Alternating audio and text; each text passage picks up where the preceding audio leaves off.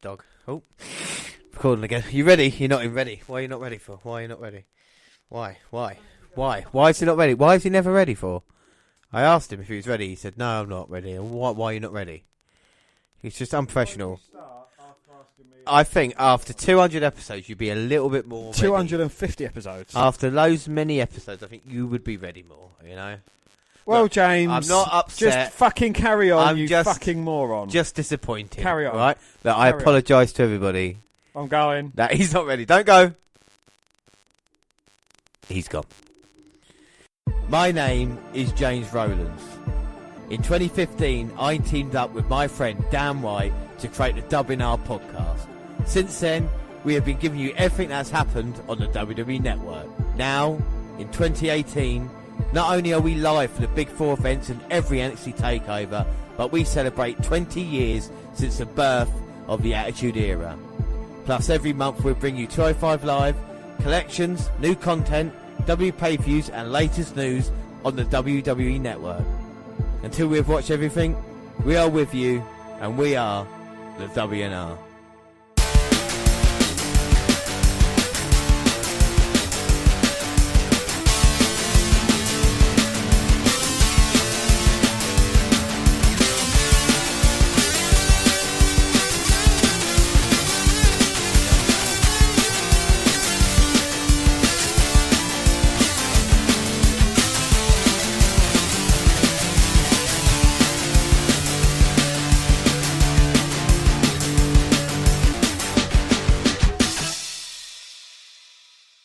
Yes, hello, I am James Rowlands, and as always I'm joined by Dan White. And today it's the WNR193, it's WWE versus WCW December 1998. Before we do anything, let's start with the alternate intro. I've been down this road, walking the line that's painted by pride, and I've made mistakes in my life that I just can't hide. But I believe I'm ready for what love has to bring. I've got myself together, now I'm ready to sing. I've been searching my soul, I know there's so much more to life, and now I know I can shine a light to find my way back. Oh, oh, oh, oh, oh yeah, baby. I've gone too far, haven't I, Dan? That was Annie McBeal. Now it's the intro. In 1998, WWE and WCW were locked in a ratings war. Their shows, Raw and Nitro, went head-to-head on Mondays. The Dubs go back 20 years right in the middle of the battle. We've followed the war since the inception of Nitro, but now with Raw and WWF's Attitude leading the way, WCW needed to fight back. The WNR podcast follows the war blow for blow and month to month. This is WWE versus WCW, the Monday Night Wars, December 1998. We have a 5-point system as well, which is match, promo, roster, rating, and setting. So, your list of champions before we start anything off, we'll go to the WWF, and your hardcore champion is the Big Bossman. European champion is D'Lo. Your Intercontinental champion is Ken Shamrock. The tag team champions are the New Age Outlaws. And your WWE champion is The Rock. The corporate champion. The corporate champion indeed. And Shamrock and Bossman, all part of the corporation. We saw the formation of the corporation on last month's WWE vs WCW. What about WCW? Well, the tag team champions, and you're not going to believe this, James, what? It is Rick Steiner and Judy Bagwell. Oh, my God, Judy Bagwell, one half of tag team champions. I wonder why WCW were losing so much in the ratings. Well, your TV champion was Conan. Again, why were they losing so much in the ratings? Well, your US champion was the Canadian Bret Hart. Yeah, that wasn't too bad. Your Cruiserweight champion was Billy Kidman. And your World Heavyweight Champion, the undefeated Goldberg. Well, just imagine, Dan, in over 4 years' time, both World Champions would face off at Backlash 2003. So who would have thought? We talk about dream matches in 1998, right now, Goldberg and The Rock, and they would face off in just over 4 years. Well, not only that, James, they would give us the best ever phrase and saying on this podcast to date, kick out. Yeah, and when time comes around, we're watching that all over again. You can go back and listen to the archives of Backlash 2003. But let's start off with the WWF today. And when we last left it, Vince McMahon was running wild. The corporation were going from strength to strength, and only a small band of degenerates, a redneck, and Mrs. Foley's baby boy offered any resistance. Our last episode was a UK special, and the first thing we are watching is a WWF event in London, and it is Capital Carnage. Well, the JR and the King are on commentary. This is December 6th, 1998. Of course, we're in London Arena. Now, I hadn't really heard of London Arena. Have you, Dan? Like, No, out of all of it. Apparently, it was built in renovated even in 1998, so when WWF had the show here, and it was closed in 2005 due to O2 just being kind of the best arena in London. Yes, the attendance was 10,441. Yeah, and that's not bad for, a London show. The opening contest between Gangrel and Al Snow began with a mixture of head grapples and an armbar. See what I did there with head grapples. And Snow quickly clamped Gangrel and headbutted him before using Gangrel's legs to throw him over Snow's back. The first successful pin account came from a flying crossbody from Snow. The ensuing calm allowed Gangrel to perform a dive and take control. Yes, the Brood came to ringside and distracted the referee, allowing Snow to use head on Gangrel, but it also gave Edge the opportunity to floor Snow with a missile dropkick, which gave the victory to Gangrel. Yeah. Next match, LAD versus the Headbangers. Well, Droz soon tagged in Animal. Did we find out what happened with Hulk, by the way? We don't, but we do see him on Raw coming up. So hopefully we do find out this month. Well, Droz soon tagged in Animal, but the match suddenly ended when Animal was illegally double-teamed. When the referee tried to push out the illegal man, Droz ran in, pushing Animal out of the ring to take his place. But before he could do anything, he was rolled up in the schoolboy pin by Mosh and lost the match. Despite Animal handling the Headbangers quite well, more referees appeared when an impromptu fight broke out between Animal and Droz, Animal leaving the ring in disgust. Well, Goldust versus Val Venus, and Goldust began the match by dropping Val Venus onto steel steps before taking him back in the ring to scoop slam him and then slapping the face despite being thrown into the turnbuckle. Goldust did the same to Venus and gave him a clothesline to boot. As Goldust argued with the referee, Venus rolled him over for the pin and won. As Venus celebrated, Goldust took him from behind with a sit-out rear slam, then performed the Shattered Dreams for the pleasure of the audience. Well, after a clip of Vince McMahon's speech at Oxford and then a promo from McMahon and his followers about changes to the card, X-Pac face Rocket, Triple H, and the inclusion of Vinnie Jones as a special guest enforcer, our next match is Tiger Ali Singh versus Edge. We've seen Edge come out here, calls part of the Brood, but coming out through the crowd. At this moment, going against Tiger Ali Singh. This is Tiger Ali Singh's last appearance at a WWF of either event or pay-per-view. We would not see him after this. You think of all the build-up we've had all this year, he's only had maybe 2 matches, if that. He's had his guy Babu by his corner. We're coming at Edge, and Edge, at this time, just making his way through, starting the match off quickly, though. Well, Edge made his way through the crowd and he's still got his jacket on, and this match has started quickly. You talk about untapped potential here at this event. Someone like Edge would go on to become, what was it, a 13-time world champion, 12-time? 11-time? 11-time world heavyweight champion in Edge, King of the Ring winner, Royal Rumble winner, if I get the word. Multiple tag team champion winner. Without a doubt, part of the Brood at the moment, but we saw him being quite impressive at SummerSlam when he teamed up with Sable, so the crowd definitely liked the young man. Tiger came out here first, and, if no one can really picture Tiger Ali Singh, not in a racist way, but just Jinder Mahal's gimmick right now, coming out and having a go at yes, the crowd. But in a strapped singlet. Yes, he's Indian, of course, as a part. Oh no, Jinder Mahal's Indian as well, isn't he? So he's not actually Indian. I don't think both of these guys are born in Canada. So Jinder Mahal and Tiger Ali Singh are both kind of Canadian, and of course Edge we know is Canadian made. But then, you go from Tiger Ali Singh to Muhammad Hassan. There's always a stereotypical Indian wrestler, and it's not a racist comment. It is, we're quite. Sorry to interrupt, but we're quite lucky now with the UK brands, and if that, the kind of racist, stereotypical Englishman is going to go away for a while. Do you know what I mean? We had it with Barrett for a while, turn their nose up at people. Gentleman Jack sometimes does it a little bit as well. But we kind of got more, we're harder now, if you know what I mean. We've kind of gone out of that stereotype and become part of it. A bit like, I guess, Canadians have been, in that way for the past few years. They don't really get picked on as much, apart from if it's the Un-Americans, but now Edge has got Tiger Ali Singh in an uncomfortable position. Oh, posts him on the ring post, straight in his Samoa. Yeah, that's all right. Now Ali Singh's on his knees, begging for forgiveness, but as he draws Edge in, just punches him to the face. Inverted atomic drop, clothesline down. Well, there's no doubt the roster in WWF is getting a little bit bigger now with more people being involved. It's good to see Edge and Christian making their way here, into the WWF in 1998. If you were surprised about, as Tiger Ali Singh gets missile drop kick. That's the move that finished off Al Snow earlier. Oh. But Singh, wisely enough, managing to get his foot on the bottom rope. And now Edge going to go up, looking to put away Tiger Ali Singh again. Crossbody. Yeah, but gets caught by Singh. Power slam. Tiger Ali foot on the ropes.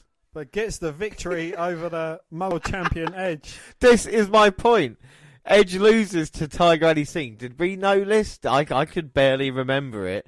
But Tiger Ali Singh probably still talks about it to this day. But just proves a loss like that sometimes is not a problem if you're young. It's after a while, when you have kind of reached that level. Well, like when you've reached the top of your pinnacle, you're the most protected man in WWE, then you get pinned by Dolph Ziggler. Only because George Bush died. And now Edge is getting a little bit pap in Tiger. High back body drop. And they're going to clothesline him out the ring. And job done there by Edge. But like I said, yeah, even a defeat, you can recover. Well, he was defeated by a heelish Tiger Ali Singh. And well, next match is Mark Mero and Jacqueline versus Christian and Sable. So now Christian's teaming up with Sable. Well, before the mixed, Jacqueline attacked her partner Mark Mero and had to be separated by referee Tim White.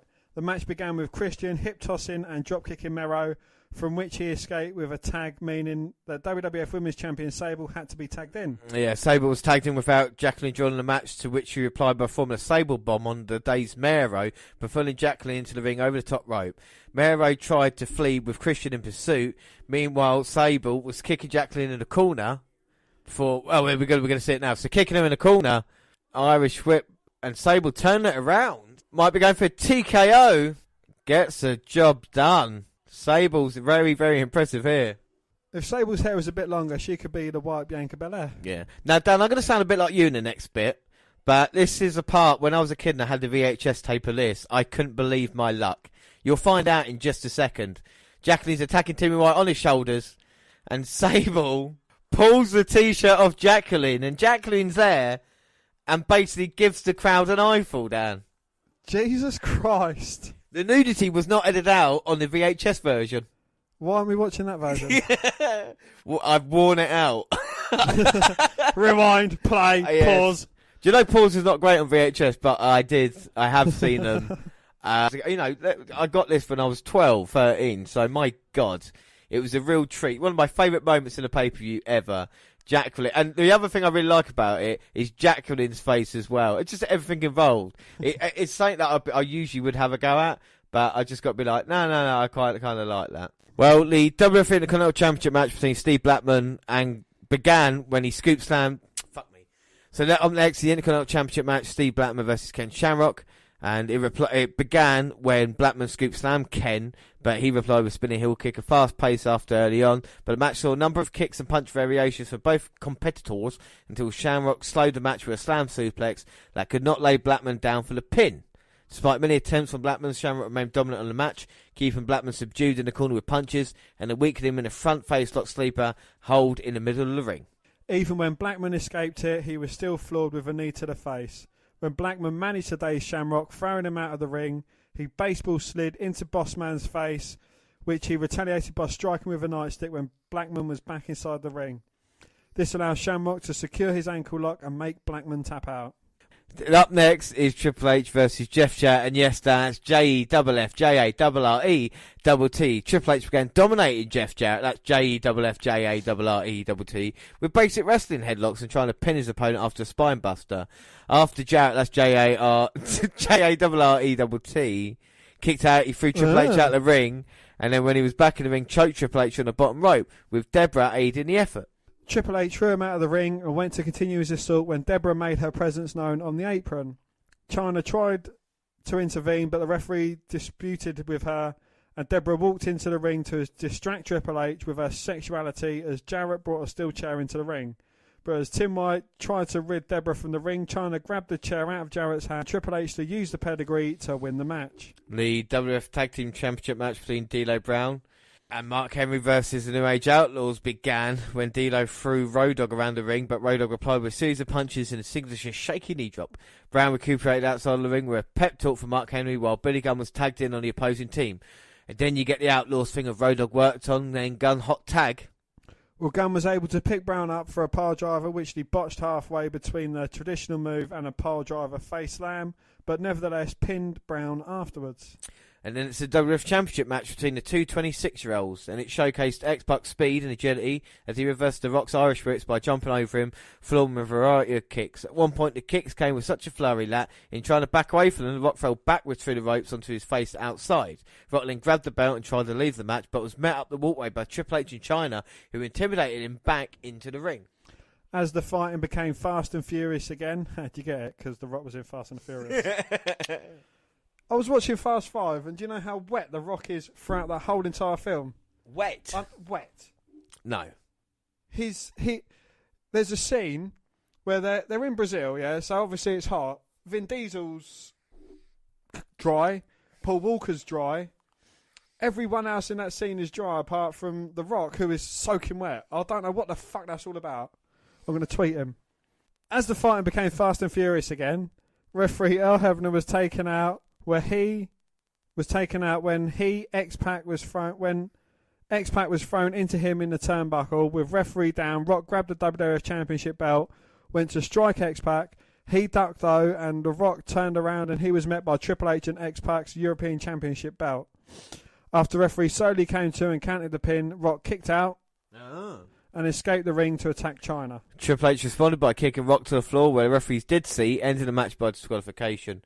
Rock was further attacked by the two DX members, and even fellow Corporation member Ken Shamrock could not save him. Now, 2 hours 10, we're on to our main event. Chairman's getting a big response. So our main event is going to be Stone Cold versus The Undertaker versus Kane versus Mankind. And Vince McMahon coming out here, we saw what he said earlier at the Oxford University. And here comes Boss Man, he's going to do some hard time. So Briscoe is the special guest referee. Patterson's on the ring bell, no surprise. Shane McMahon's there, Vince McMahon, Boss Man's here, the enforcer. Vinnie Jones coming out here, you slag. Vinnie Jones, Vinnie Jones. Vinnie Jones, yeah! See you slag. This is not Shah Samuels when he was young, this is Vinnie Jones. On the W website now it says he's a star, but he's a soccer star. Paid for Wimbledon. So Vinnie Jones now taking his jacket off and he means business, and Vince McMahon doing a classic commentary, speaking outside of his mouth. I love it. Well, talking about that, Dan, what happened to JR during this show? Well, Jim Ross suffered his second Bell's palsy attack on air during this event. He did not officially call matches again for the WWE until the main event of when? WrestleMania 15. James, you have an encyclopedia-like knowledge. It's almost as if it was written in front of you. Boss Man's getting in Vinnie Jones's face. Oh! Just push Boss Man out the ring. Count him out, ref. We're going to have a new hardcore champion. Well, Vinnie Jones means business. The man's unhappy. Oh, Boss Man's furious. Vinnie Jones wants to fight. Oh, no. Briscoe's given Vinnie Jones a red card. He sent him off. Well, Vinnie Jones is used to that. Doesn't he have like the fastest red card recorded in history? Yep. Vinnie Jones was dirty. When the ref checked on one side, Vinnie Jones was already running, blew the whistle just as he was about to cross the halfway line, took him out, gone, done. Vinnie Jones is dirty. He wasn't a great football player. He just kicked people. Vince McMahon waving Vinnie Jones goodbye. I mean, he lasted longer than he did in a football game. It's worthwhile all the shit matches on the undercard because you get to see Mankind, Austin, Undertaker and Kane in the main event, you know. The four men carrying this company. Yeah. See, and they go on about, like, you know, Oscar and Nakamura not being able to cut promos. This man hasn't spoken a fucking word since he joined over a year ago. No, I know. And these two men going at it already. Well, we're still waiting for the other two competitors. But Kane did have Paul Bearer by his side, the guy that could do promos, so... Exactly. Just give him... Well, the match has started. Undertaker's making his way out here. The lights go dark. Gonna get the proper Undertaker entrance. Well, this is the dark Undertaker entrance. And it's more ministry day by day. I love this Undertaker's costume. My favourite Undertaker costume this is. Don't get me wrong, I love the hat and everything like that, but it just looks cool. He's got everything figured out at the moment. It's taken him a couple of years to sort the vest out. It's proper Attitude Era. You got Mankind and Kane fight. The Undertaker's making his way out. Austin's not even here Yeah, yet. just wait for that pop. It's fucking hell, 10,000 people. The Undertaker's in the ring, of course he's had problems with Steve Austin. And oh my god, they're going to double team Mankind. Chokeslam Mankind. But Undertaker has beaten Mankind up so many times this year. Now Kane and Undertaker going at it. Austin's still not out here yet. Where's the glass? Well, Kane sent over the ring, and there's a chair. Austin comes down as he's taking his vest off. And Austin's here. The Undertaker's going to meet him. Austin, the Undertaker this way. The Undertaker knocks down Austin. Kane and Mankind going at it in the ring. Austin and Undertaker going at it in the aisleway. No DQ, no count out. There's got to be a winner. And even in an event where, you know, there's nothing really on the line in that way, there's still a story to be told. McMahon on commentary being upset. Treatment of Vinnie Jones just not wanting Austin to win. That storyline is still there, isn't it? You know, as we go on, it's never forgotten. And it makes the show more entertaining. I mean, WWF is just so hot at the moment. The good old British fans wearing a lot more wrestling-related T-shirts than the Americans at the moment. Yeah, and it seems like the ring's actually on a stage as well, about 6 inches up. And the Undertaker going to attack Mankind there. Kane's going after the Undertaker now. Austin and Mankind going at it. I mean, yeah, it's been these 4 guys, like you said, have been carrying the WWF. Apart from Shawn Michaels, I think every pay-per-view has had one of these 4 guys involved in the main event. And only The Rock kind of broken through now, hasn't he, as the next kind of guy. There's no one underneath. Yeah, we might have seen Triple H, but X-Pac's been getting more opportunities at the title than Triple H has recently. Yeah, but then, you know, you've also got the slowly but surely's. Don't call me Shirley. Don't call me Shirley. You've got, you know, Edge, Christian coming through that mix. You've got no one else, really. no, not at the moment. It's weird how, you know, that's why WWF's so hot, even though they're using the same kind of core guys, just different ways of telling a story. And McMahon would use himself as the kind of guy Austin would go for at the start of January and February until he turned his attention to The Rock. Next one you could argue is Triple H, and that would be 99. And the Undertaker and Austin in the ring. And the Undertaker just showing fantastic athletic ability there. Taking Austin out with a clothesline. Go over the cover, but Austin kicks out. Chanting, "You fat bastard," at Paul Bearer. Again, hitting Austin with his shoe. Oh my God, if the shoe doesn't hurt, the smell will get him. Oh yeah, that's what happened last week on Raw. Vince McMahon reminding us, yeah, I mean, Paul Bearer gets sent down the sewer, so I guess Undertaker managed to save him. They did try to kill Steve Austin last week, though, to be fair as well. Yeah. And the Lou Feds press and a piston-like right hands. Fuck it, I'm going to do full JR. Hits the Austin elbow. going for a cover, but Kane breaking it up. So what is this match? What does the winner get from this match? I think it's just a fight. They all just dislike each other. Briscoe's not done a bad job. I've not really noticed him. So it's the first ever event on Sky Box Office, and they would continue these Sky's box office events from, I mean, this is 98 now, to about 2003. And then we would have Raw and SmackDown coming here every year from about 2005 onwards. So what was the last pay-per-view we had over in England? It would have been a Rebellion. Might be Rebellion 2003, Edge and Lesnar main event. Oh, look at this. Each man. So you had Undertaker choking out Mankind with a bit of cable. Then Kane choked out Undertaker with a bit of cable. Now Austin's choking out Kane with a bit of cable. No, if it works, if it's effective. Mankind hit the Undertaker over the head with a microphone. And McMahon wants Mankind to get Austin. And Mankind's been screwed out of the WF title recently. Kane sends Austin into the ring post. McMahon is happy. And the King's been a proper corporate commentator with McMahon saying, yeah, get Austin, get Austin. And JR just being a proper face. I want Austin to win, damn it. Well, I want the corporation to win. I want Austin to win. And now the Undertaker. But Kane hangs up the Undertaker, crotches him. And Kane Irish whipping Mankind in the corner. He gets his boot up. Now Austin and Mankind both working over Kane. Double Irish whip, double clothesline. Mankind went for a hug. And now he wants a handshake. Shake his hand. Oh, no. Well, Austin tells him he's number one and kicks him in the midsection, goes to throw him against the ropes. Austin ducks. Oh, looking for a stunner. We've got a mandible claw on Austin now. And that was lovely reversal by Mankind. Credit to him. Uh-oh. But Undertaker's got hold of Mankind. Oh, Crutches my him on the ring God. post. And Mankind's back in the ring. Got Mr. Socko here. Oh, now he's joining in, stomping away on Austin. To be fair, Austin did attack Mankind first. I never thought we'd see these three guys teaming up. Well, we're not going to. The Brothers of Destruction both take out Mankind. Austin goes for a cover, but Kane breaks it up. Well, did Mankind join the corporate team then? Oh, Undertaker's got a chair. No, Kane's got the chair. They're going to spike Tombstone. Austin. Oh my God, picks him up. Oh, Mankind helping Austin now. Or saving Austin. I don't know. I think Mankind just does what to. Now the Brothers of Destruction both working over Austin. Mankind's gone to get his own chair. Oh, chair to the gut. And then one to the back of the big red machine. Oh, fucking hell. Undertaker with an unprotected chair shot to the head of Mankind. That's it. And Austin with a chair shot to the back of the Undertaker. Briscoe going for the count. One. I think the Undertaker's shoulder was up there, so Briscoe didn't count. Briscoe's been great all throughout, so we can't argue there. Big boot knocks down Austin. Kane eliminates the Undertaker from the Royal Rumble. Yeah, but Taker lands on his feet, and now Kane's going to Irish whip Austin. Oh, catches him by the throat, looking for a chokeslam, but Undertaker, Austin with a low blow. Undertaker Mankind fighting the outside, and Briscoe is distracted by that, I think. No, he's checking with a timekeeper to see if it's alright. Oh, now they're both arguing. Oh, no. Austin knocks out the ref. Briscoe's down. Undertaker's going to chokeslam Austin.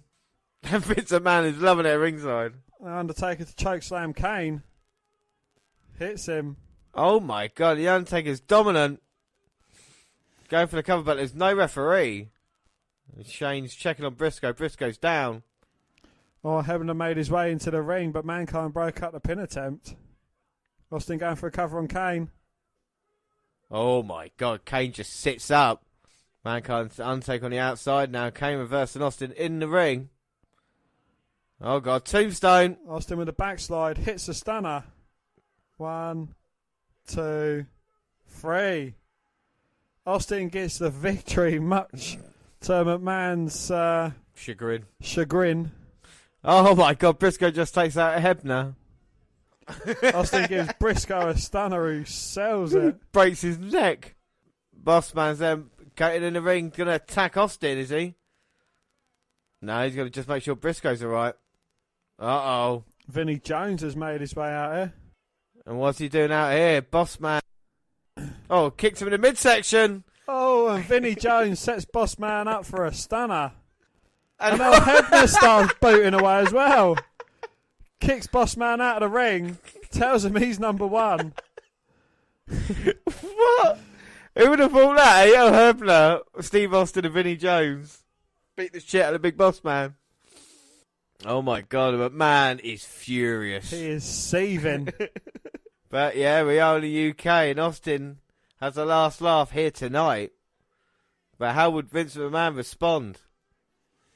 Well, Austin, after a cold lager, he's not in America, he's having a lager, not a beer. And they're all going to share a beer. El Hebner, Vinnie Jones, and Stone Cold Steve Austin. Hebner's in the corner, drinking his beer. He's just necking his beer. Well, it makes you feel good, though, for some reason, doesn't it? Do you know what I mean? I don't know why. Hebner's just necking it in the corner.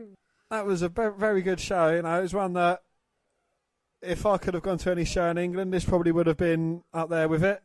Yeah, as aside from SummerSlam 92, you know, this is a show, you know, it's one of them ones that all the fans, I bet they went home smiling about it, you know, they got a good go-home factor and, you know, it's just one that ends perfectly for them. Oh, Spurs shirt in the crowd. Yeah. Yeah, I mean, the Americans didn't have a fucking clue about this pay-per-view, but for us, spending £20 on Sky Boxes for the very first time, it would be worthwhile, even though nothing really was on the line, but it still sent you home happy, you know, and I think that's they what... saw Jacqueline's tits. Don't forget that. Yeah, and Tiger Eddie Singh beat Edge, so we did have a few that people can say I was there when, as Austin celebrates at the end of Capital Carnage. So how would Vince McMahon respond on Raw? Well, let's find out. So it's Raw, December the 7th, episode 289, and we're from New Haven, Connecticut. Raw begins with highlights from last week's show. It's Michael Cole and Jerry the King Lawler calling the action as JR's mother had just died. Yeah, he'll pause the attack, but his mother had just died. Things weren't going well for good old JR. Well, Triple H, X-Pac and China come out to the ring. Hunter called out the New Age Outlaws. The Outlaws then And Triple H basically saying on the microphone that if the New Age Outlaws who've been kind of hunted by the corporation recently have sold out, then say it to them, have the balls to come out and say it to their face. So you're going to see what the Outlaws look like now. They come out wearing suits. Oh, no. Well, they don't look like degenerates. Little bottles of water. So that would mean the corporation would have the tag team champions as well. So the man behind all this, Vince McMahon, has got Shawn Michaels, the commissioner who sold out. We saw him sell out when he hit X-Pac. And now the Outlaws have. The new corporate Outlaws. So not only have they got the European Championship, no, they haven't, have they? Nah. They've got the Hardcore Championship, the Tag Team Championship, the World Tag Team, the World Heavyweight Championship, and the Intercontinental Championship. So they nearly hold all the gold. And Triple H is not happy about this. Well, DX is now only him, X-Pac and China. Who do you think the founding father of DX actually is? China. Oh, that's a good shout, yeah. I think Michael's got a point. I mean, Triple H did jump on the coattails of those friends, didn't he? I think Triple H has a point. Why? He was carrying Shawn Michaels around when he was carrying a belt that he didn't belong. This is good, but I mean, the misconception usually people think when Michaels got injured at WrestleMania, he never came back for 4 years, but he's commissioner now, do you know what I mean? So this is happening week in, week out. He's still featured in 1999. Well, Triple H just told Michaels to suck it. Well, did Michaels have the last laugh then over Triple H? Dan, what are your thoughts on that? I think Triple H is the one that's going to be standing tall after all this. I mean, going against corporation, as it will. Corporation rarely comes out on top. Well, it's interesting to see McMahon at the moment kind of holding all the marbles and having Shawn Michaels kind of figurehead, the commissioner, the one guy you think about the attitude and degenerate that's now sold out. And it's weird to think that, and I love it. You can see the tension between Triple H and Michaels. Maybe one day they'll have a match down the line. You just don't know. So we've got the a tag team match made for later. Triple H and X-Pac going against Big Bossman and Ken Shamrock in an anything goes match. And you heard Shawn Michaels say, if the New Age Outlaws happen to get involved, there's nothing they can do about it. Exactly, and I really enjoyed it. I think it was a great opening segment that we saw on Monday Night Raw. We get highlights aired from Sunday Night Heat of Goldust challenging Jeff Jarrett. That's JEFFJARRETT to a match. Relations are, if Goldust wins, Deborah gets nude. But if Jarrett wins, Goldust gets nude. I know who I want to win that match. Well, the first match of the night saw Dino Brown face off against Jeff Jarrett. That is JEFFJARRETT. It's a nothing match with the finish coming when Goldust came to ringside wearing only a trench coat. Deborah was on the ring apron attempting to distract D'Lo when Goldust distracted her, then flashed her, allowing D'Lo to score the pin on Jarrett. Pretty rubbish, Dan. Do you want to see the flashing? Oh, I'd love to see the flashing. Do you want to see Goldust? I want to see Goldust flash. There is nothing more than I love than a man in a rain mac flashing. I mean... And Deborah saying, well, is that it? There you go, Dan. Was it worth it? No. No, it really wasn't, was it? Well, we get tag action next as Gangrel team with Edge to take on the Headbangers. This ended in a no contest when Luna ran out and attacked the Headbangers for cutting her hair last week. Tiger Ali, Singh, Babu and the Oddities then hit the ring, and this turned into a free-for-all. Messy and rather pointless stuff, really. Backstage, we see Mankind talking to a stack of chairs. And after a commercial break, Vince, Shane and The Rock are talking to Paul Bearer. Bearer had to reassure them that The Undertaker could be trusted. We then are shown highlights from Heat of Owen announcing he's coming out of retirement to face Steve Blackman at the next In Your House event. The returning Owen Hart then faced off against Goldust. This served no purpose other than furthering a feud with Jarrett. The end came when Jarrett and Deborah made their way out, and Deborah wearing a trench coat of her own. Dan? Yes. What's going to happen next? Jarrett's going to get his dong out. Well, the returning Owen Hart here, and here comes Deborah. Well, that managed to spur Goldust on to get the victory. Yeah, she flashed Goldust, hoping to distract him, but it seemed to inspire him, and he rolled up Owen Hart for the win. We're showing footage of the WWF's European tour, which led up to The Godfather, and then he teamed with Val Venis to face the Acolytes in a match that went to a no contest. This match was a complete waste of time as they brawled briefly at ringside before the ref called for the bell. Austin then made his way out to cut a promo. He began by talking about his upcoming In Your House match. He was then cut off by The Undertaker's music, and his voice came over the sound system. Oh, so the music is come up, and The Undertaker's going to come out. What's that coming down? What's that from the... Oh, my word. And it seems to be like a symbol of a crucifix of some sort. A satanic symbol. So he said on a journey to the highway to hell he learnt a few things, and that his ministry will lead the way and he can take Austin's soul at any time. And he's going to put him on a ministry of darkness. He's going to be buried alive and burnt in hell. Oh my God. That's the Undertaker's symbol and it's on fire. Oh my goodness. And Austin looking on. He can't believe it. Well, the ministry of darkness, the Undertaker's symbol, has just taken a dark turn on the way to the buried alive match between Austin and the Undertaker at rock bottom. And what a visual that is. WF stuff is just good at the moment, isn't it? Do you know what I mean? It's like... Aside from the weird matches. Yeah. Yes, the large Undertaker symbol was lowered to the ground and went up in flames after the Undertaker's promo. Steve Blackman versus Tiger Ali Singh was next. Great. Incredibly, Blackman won this one with a kick to Tiger's gut. Afterwards, Blue Blazer ran out, but tripped at the bottom. Blackman attacked him until Owen Hart hit the ring. It was another dud match, basically. We see a backstage shot of Mankind entering Austin's dressing room. Then Cole and Laura discussed the fact that Austin was featured in the latest edition of the Rolling Stone magazine.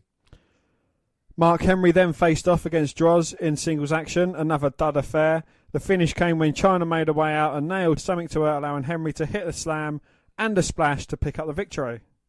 So we've got a huge main event in The Rock and The Undertaker versus Stone Cold and Mankind. But before that, we're getting DX versus the Corporation, basically, in Triple H and X-Pac versus Bossman and Shamrock. In an anything goes match. Apart from the pointless matches, I mean, the storyline does continue throughout the night, doesn't it? Do you know what I mean? We are seeing that. Sets up at the start, which it always should. You get something in the hour, as the second hour begins. And you got the hardcore champion, Big Bossman. You got Triple H wearing some trunks. And Rock Bottom is live this Sunday, Dan. Rock's Bottom. We are going to see Rock's Bottom on Sunday. We've seen Mankind. We've seen Goldust flashing. We've seen Deborah flashing. So seeing the Rock's Bottom is going to be nothing new for this show. Well, the hardcore champion and the Intercontinental champion going up against DX. And what a formidable team this is. And the tag team champ to help the Intercontinental champion and the hardcore champion. Well, at the moment, I don't think they need it. You know, we talk about how strong the Corporation is. And these two men here definitely got their eye on ending DX. They can put out X-Pac, then it's Triple H left alone. So here we go. We've got tag team action. The Corporation versus DX. And unlike WCW, they're actually giving us matches that we want to see. DX are only small in number. No one else is standing up to the Corporation, but X-Pac digging a big way then. Bossman's got a nightstick. He said he can shove up his arse if he wants. He says he doesn't need the nightstick. He's going to go mano-a-mano. Oh my God, look at the power, the boss man. He's going to serve hot time to X-Pac. Irish whip, but X-Pac and his speed and agility there, spinning heel kick, taking Bossman down. Oh, go look to tagging Triple H. Bossman moved out of the way. It's not going to stop the tag though. Triple H sends Bossman in the turnbuckle and now starts with the right hands with the kicks. Isn't it mad that Triple H should be basically in a corporation of his own? Well, Triple H has only just recovered from that big knee injury he sustained at SummerSlam. Is that the McMahon-Helmsley era? No, McMahon Helmsley era is later on. Only like 5 months later. You got the Corporation, the corporate ministry, and then a couple of months, and then McMahon Helmsley era. And that kind of really, that's from 2000 onwards then. And then McMahon somehow sells out on The Rock and then joins him. And then Stephanie and Shane turn on him and buy his WWE. Yeah, Triple H only recently returning from the injury sustained at SummerSlam kept him out of a lot of opportunities for the WWF Championship, especially at Survivor Series when he was going to go up against The Rock. But he's back now, and DX were split, really. The Outlaws have gone to the Corporation. This has turned into an anything goes match, which it is anyway. It was an anything goes match, but Shamrock and Triple H are battling out on the aisleway there. You've got X-Pac and Bossman. They're fighting at ringside. Bossman's just attempted to take X-Pac's head off with the steel steps. X-Pac moved out of the way. Bossman hit the ring post and then basically took himself out of commission. Triple H suplex Shamrock on the hard entranceway. Now finally getting back in the ring. And X-Pac and Triple H get the better of the corporation. Both going to work on Shamrock as Bossman's disposed of on the outside. Oh, and a clothesline on the corner by Triple H to Shamrock. Sets him up for the Bronco Buster. Bossman coming back in. The referee's telling Triple H to get out and wait for a tag, but it's an anything goes match, so he doesn't really need to. And what a shot by Bossman. I don't have something in his glove. Absolutely thwacked X-Pac in the face. Powerbomb by Bossman. Goes for the cover. Oh, only getting a 2 count. 2. Bossman is not happy. Personal security. Head of personal security for Vince McMahon. Now easily picking up X-Pac, slamming on that top rope. X-Pac gets his arm trapped between the top and second rope. Bossman just punching away at that. Some hard times for X-Pac. Hard time! And oh my god, look who's coming out. Triple H is not happy. No, it's Shawn Michaels, Billy Gunn and the Road Dogg. Look, Billy Gunn is wearing exactly what Michaels is wearing. Yeah. Billy Gunn with his long hair tied back in a ponytail telling Triple H to cut his hair. Well, they've kept it short, haven't they? And X-Pac now has got such a big heart. And back to you. Managing to get some separation from Bossman. Then calls a big boot to the face. Big boot man, he should be called. See what he did there. Tags in the world's most dangerous man. The world's most dangerous Intercontinental Champion. Do you reckon like a qualification to be in DX you had to have long hair? Yeah. Well, they are degenerates, aren't they? So I suppose so, yeah. They couldn't be DX now. Well, they've just got to get everything DX is about now. Shawn Michaels, Triple H have all got short hair. Yeah, Road Dogg's got short hair now. X-Pac's still got long hair. Yeah, but X-Pac's got a little dog with him as well, called China. Oh my god, front face lock by Shamrock, just squeezing the life out of X-Pac. Lifting X-Pac off his knees. And Billy Gunn cheering on X-Pac. Well, it's working because X-Pac's fighting back against Shamrock until he runs into a kick from Ken. Now, again, front face lock. Shawn Michaels looking to whisper something to Billy Gunn, but I think he just licked his earlobe instead. Oh, X-Pac with a clothesline of Shamrock. Shamrock's in the wrong. X-Pac's in the wrong part of town, but Bossman trying to hold on X-Pac's legs, preventing the tag. And Shamrock's going to got the ankle of X-Pac. Oh, gets caught with an enziguri though. Can X-Pac get to Triple H for a tag? Boom. He makes it. Here comes Triple H, and he's on fire, baby. Now, Bossman comes in to join the melee, but he gets punched in the head, and Triple H is fighting his way out of everyone. Irish whip to Bossman. Big clothesline. Knocked the spit out of Bossman. Shamrock reverses Irish whip. Lowers his head low. Bang. Vintage Triple H. Knee to the jaw. Bossman in to break up the pin attempt, though. And Shawn Michaels directing traffic ringside. X-Pac in now. Oh, hell's breaking loose. And Michaels up at the apron. Oh, low bridges X-Pac as he was thrown against the ropes from Bossman. And both men are going to work over Triple H. That's 2-on-1, and Michaels got the chair. Thrown it to Shamrock. Oh, and Billy Gunn stopping Shamrock. He wants to do it. He wants to take out Triple H. He wants to show he's part of the corporation. Oh, takes out Ken Shamrock in an amazing twist. A referee calls for the bell. Michaels can't believe it. They were DX all along. A shim sham and a hoodwink. They weren't in cahoots. This is all shenanigans. Shawn Michaels is absolutely disgusted with what's transpired. He had no idea that the Outlaws were still part of DX. And they're all telling HBK to suck it. So DX get one over on the corporation. And look at DX now, all happy. Reunited Michaels can't believe he got hoodwinked by the Outlaws. They are not going anywhere. They are DX. Yeah, and the crowd absolutely love the fact that DX are still standing tall. That's what you need. Strong baby faces for heels.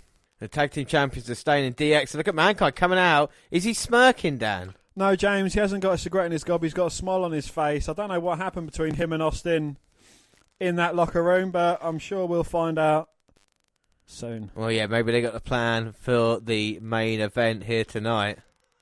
As we see a replay of Shamrock getting hit square in the head. I don't want to see anybody getting out of suits anytime soon, do you know what I mean? Austin did it, now DX done it, that's enough. And they're taking the piss out of Vince McMahon and the corporation. Uh-oh, here comes Austin in the back. Well, but if he's just going to his locker room, then what's Mankind doing? And you can't blame WWF either, because at least they're building up the event as well. You're getting a promo video before the main event, you know, Austin, The Undertaker, buried alive, which is a huge match. You know, of course, Rock and Mankind as well. Well, James, do you smell what the corporate Rock is cooking?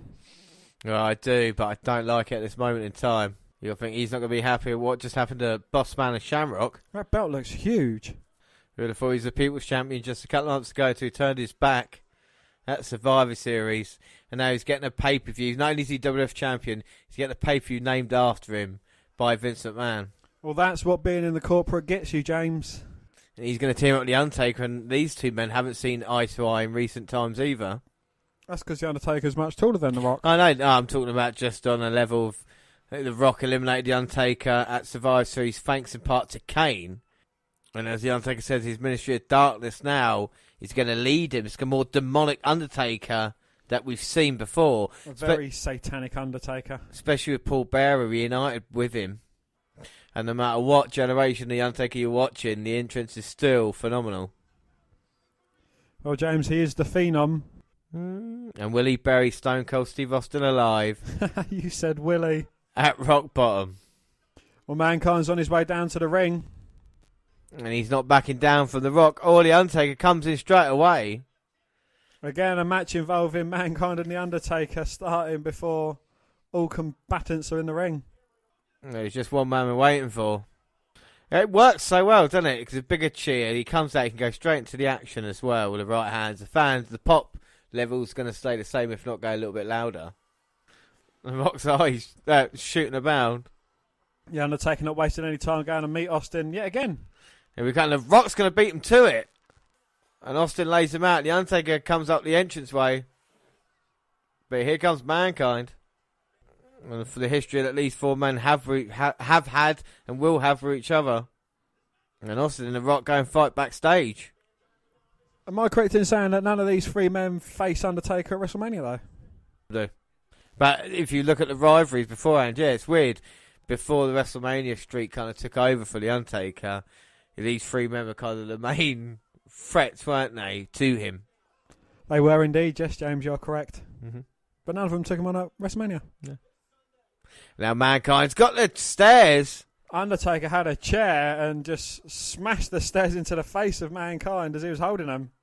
Well, another interesting thing, as The Rock gets sent into the announce table, would be the fact that if you look at pay-per-view 1998, at least four men had single matches against each other at least one pay-per-view. You talk about Rock and Austin, like at WrestleMania, wherever it is.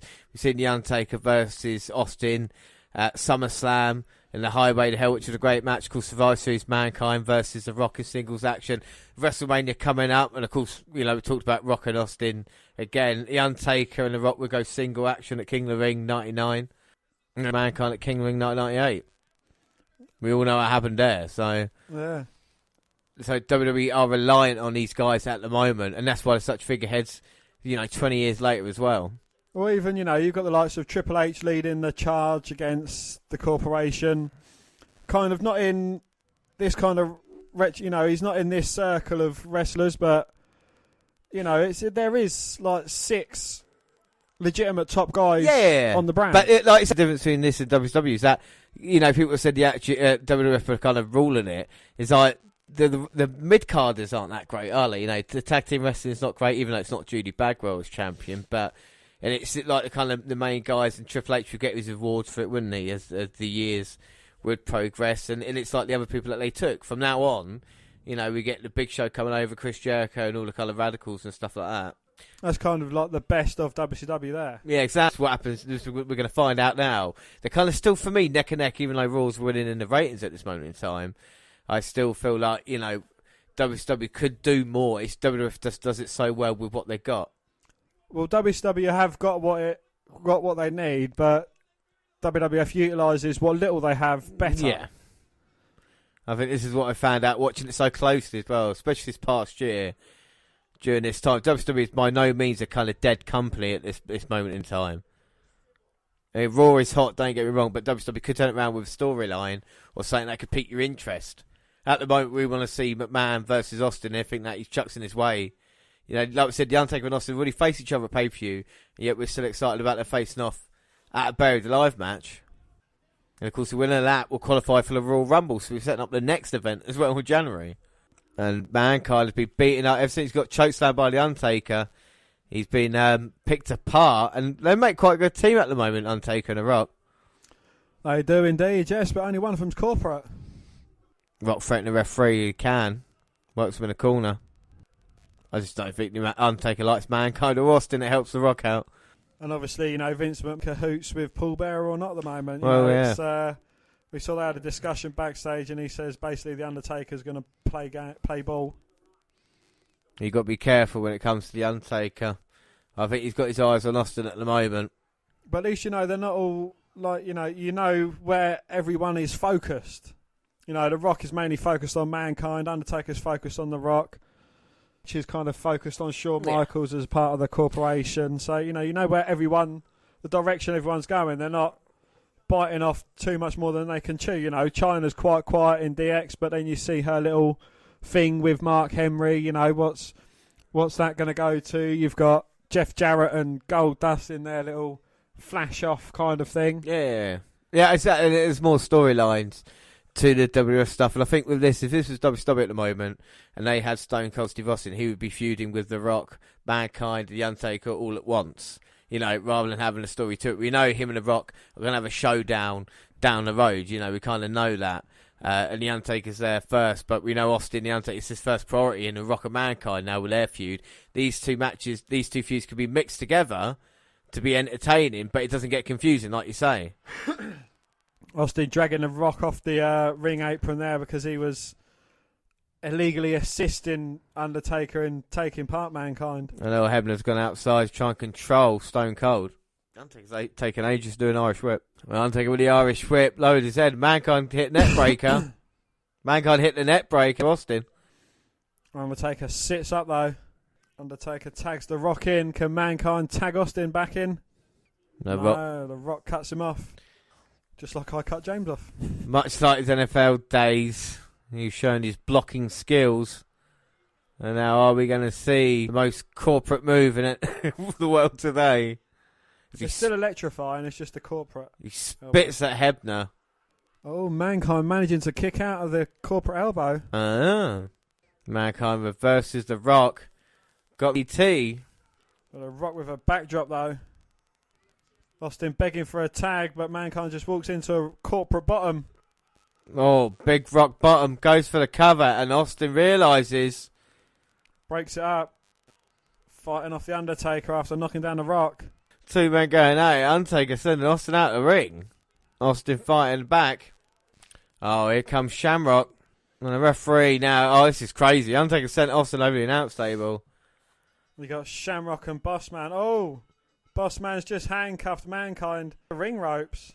Well, I think there still is too many disqualifications in WWF as well. I don't think we've had an actual finish to a match, have we? No. So we can't say, like, you know. Even the Anything Goes match had a DQ finish. Yeah, I know, yeah. We saw a couple of distraction pins, but even then outside interference. Undertaker and Austin are fighting amongst the fans now. Look how dirty he is on the outside. Yeah, I noticed that when they went out the other side. And Austin now fighting back from The Undertaker. Clothesline Taker back into the ring area. Undertaker's got a chair though. Austin with a kick to the midsection. And wrapping some cables around the throat of choking him out.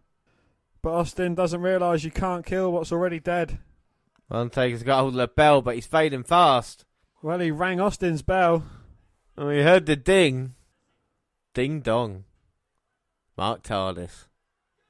And Undertaker's got the chair. Oh, chair shot. At least Austin's sensible enough to put his hands up. Do you know what I mean? Like, still didn't stop him having fucking neck problems, though. No, exactly. With Shamrock still wrestling. Oh my God, Michael Cole's pencils have gone everywhere. And the Undertaker picks up Austin.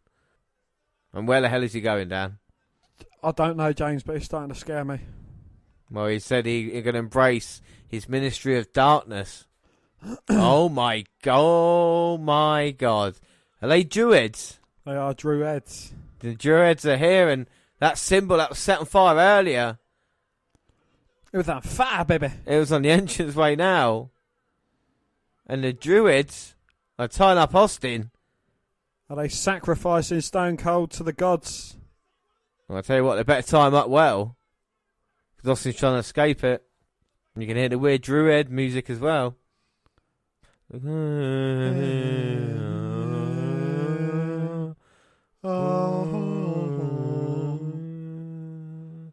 Oh my God, The Undertaker is raising the symbol by himself with the help of 4 men and the big 2 strings pulling him up, but he's doing it himself. And 2 big winches. They've tied him up even though he's holding on to it.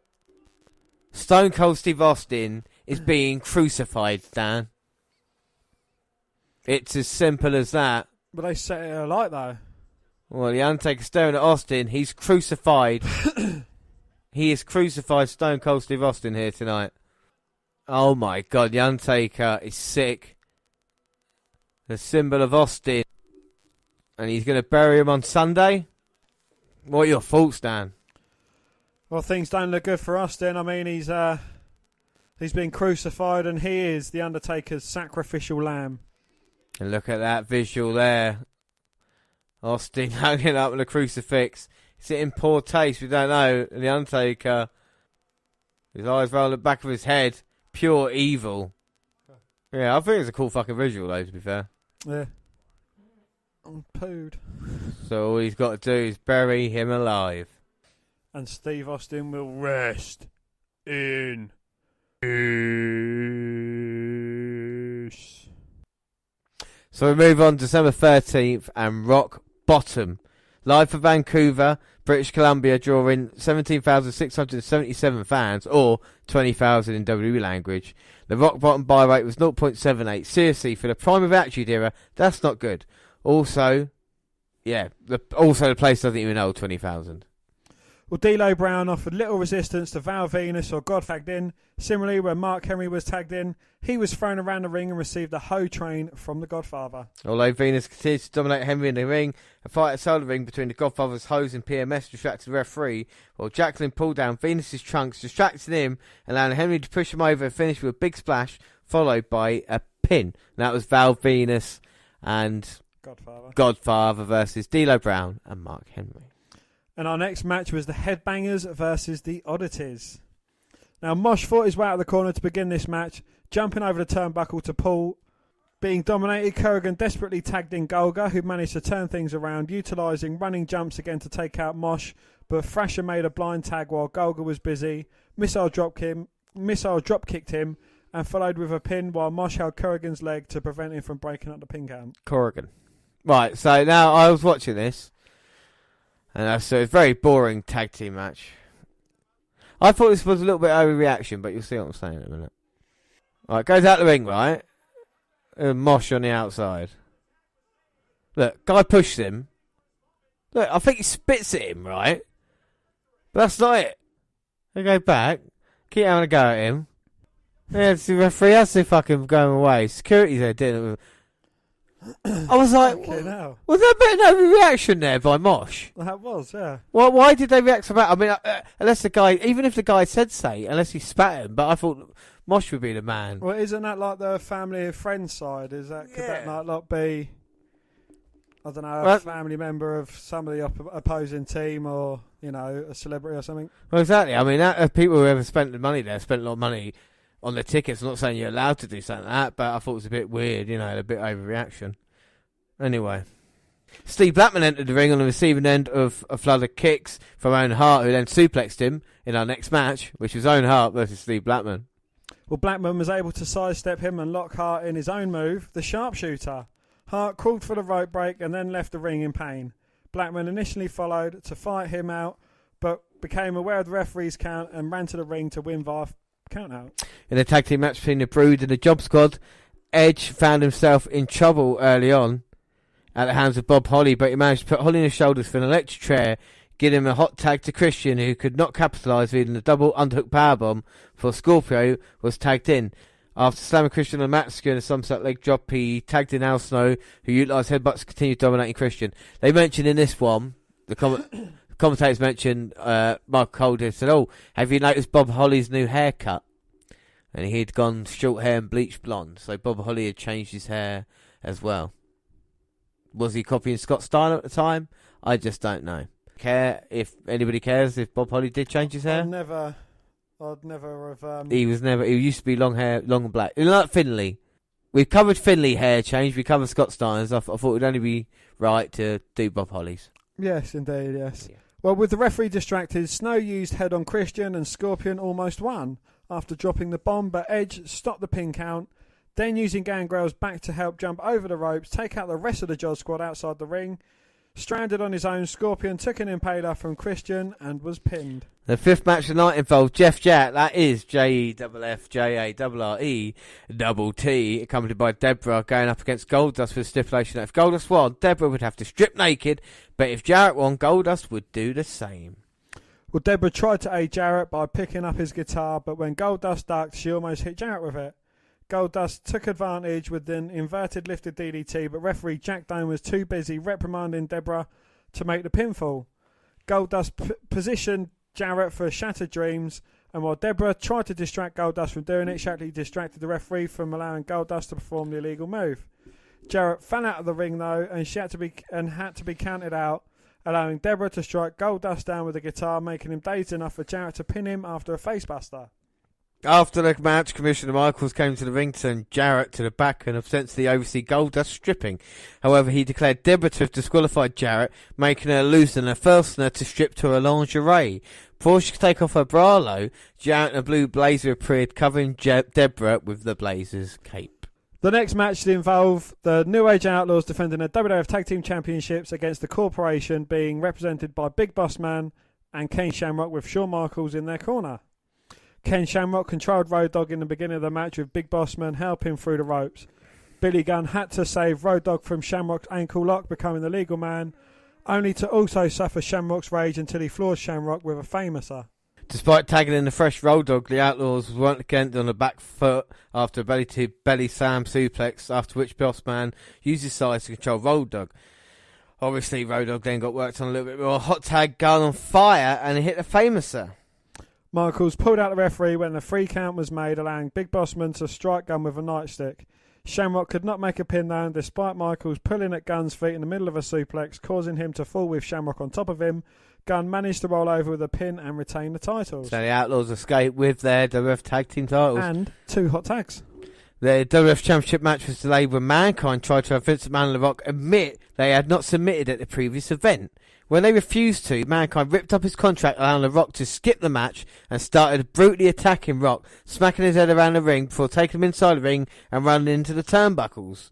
McMahon then told referee Mike Chioda to disqualify Mankind for any offence, no matter how small. So any low blow, anything like that, he will disqualify him. McMahon tried to have a little chat with Mankind before, during the pay-per-view, going to the boiler room and trying to get on his good side. The Rock got attacked on heat by Mankind. He's not 100% here, but Mankind just taking the advantage. You see the entranceway for Buried Alive as well, rock bottom. You see just picture of the Rock there. Must be at least 40 foot tall. At least 55 foot high. That's what man's looking on. And I'll tell you something, Rock and Mankind always had enjoyable matches in my eyes. Do you know what I mean? They just somehow work together. It's usually Mankind taking a shitload of punishment. Oh my God, and Mankind sends the Rock to the outside. What's Mankind going to do? He's going to go flying, is he? Baseball slide to the Rock on the announce table. Mankind's going up. Oh my God, going up to the second rope now. He's going to try and elbow Rock. But Shane McMahon's holding the leg of Mankind. Oh! Not allowing him to jump off, and the Rock, kind of arm drag, takes down Mankind onto them wafer-thin mats. With a splat. And you see dub chant. Mankind was floored then. And the corporate champion so confident. Well, the Rock rolls into the ring, breaks the count. The The Rock going on commentary. During his own match. Well, no one ever done it. The Rock did it first. King saying, can I get a high five? He goes, no, you get a slap in the teeth. Oh, Mankind managing to fight back, bouncing Rock's head off the announce table. Listen to the Rock quickly. Rock's going, oh god, shit, oh my god. And Mankind's punching away at him. Uh-oh, Mankind's got the chair. He will be disqualified. Before he had a chance to use it, the referee distracting him, trying to get him to prevent him from using it. The Rock kicks him, makes him drop the chair, And then DDTs him onto said chair. The man's cheering on. The Rock goes for the cover. 1, 2. Oh! Mankind just managing to kick out. Oh. And the McMahon can't believe it. Irish whip to Mankind. Goes for the elbow. Mankind dodged it. Swinging neck breaker from Mankind. Can he get back into this match? He's wearing a different tie. He must have found another one in a skip. Well, we've got contracts and elbow drops. Elbow pads in the ring.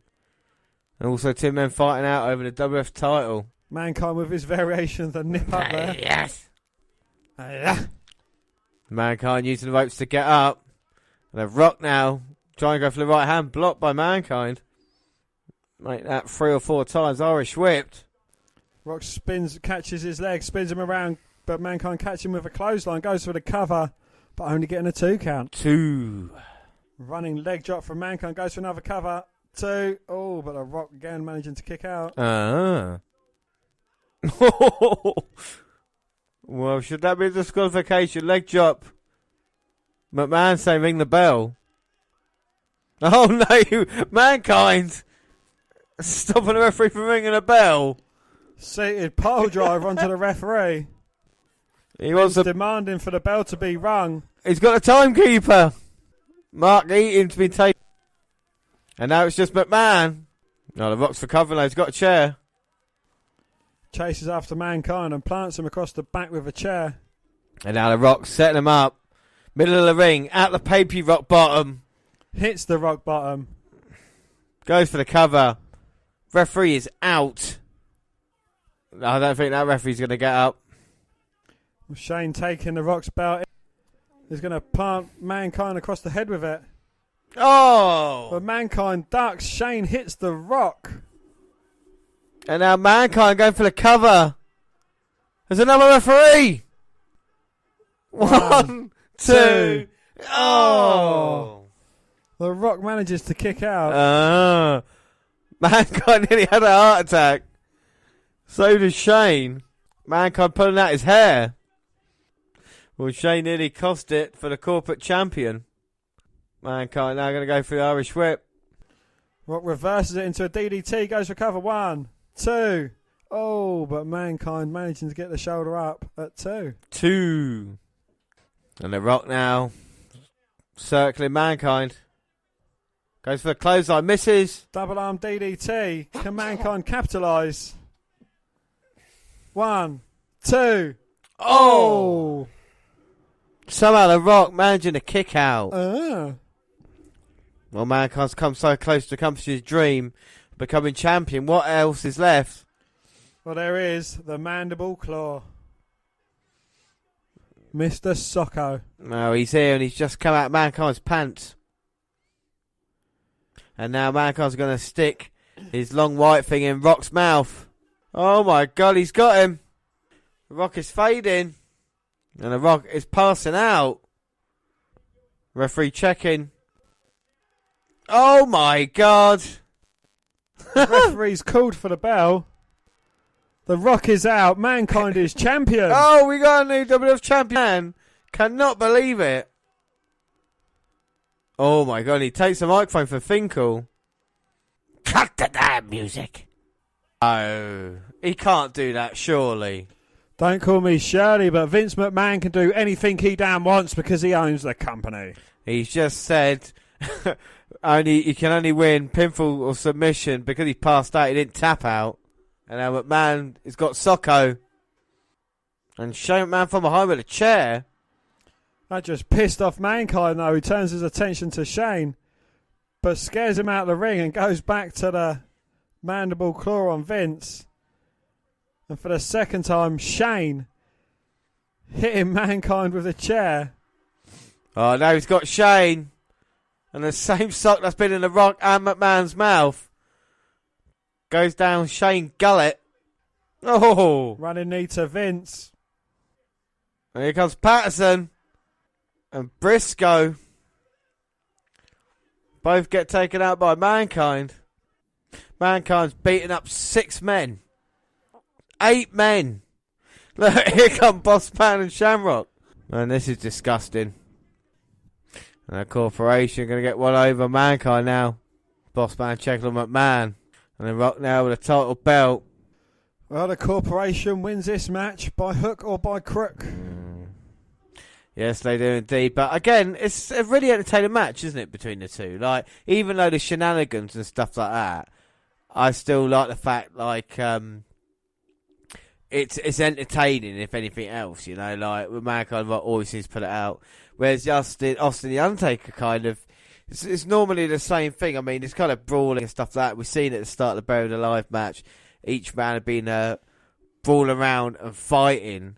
And we see Stone Cold Steve Austin the Undertaker now fighting in the grave. It's a cool setup, though. I do love a Buried Alive match. I can understand why you're not having that type of match now. Because it's not really kid-friendly, is it? Do you know what I mean? Like, you can't say, hey, kids, someone's going to get buried alive.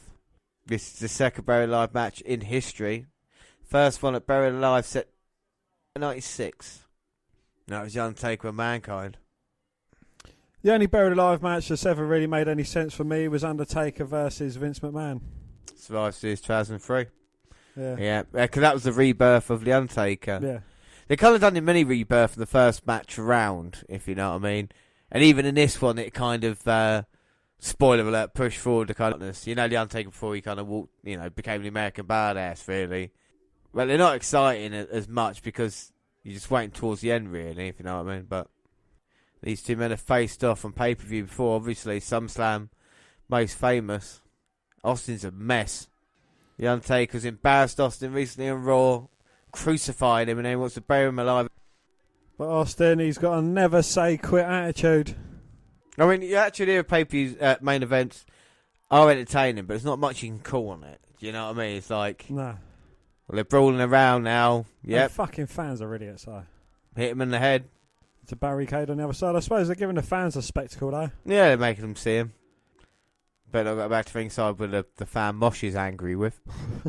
So the winner of this match enters the Royal Rumble. Yes.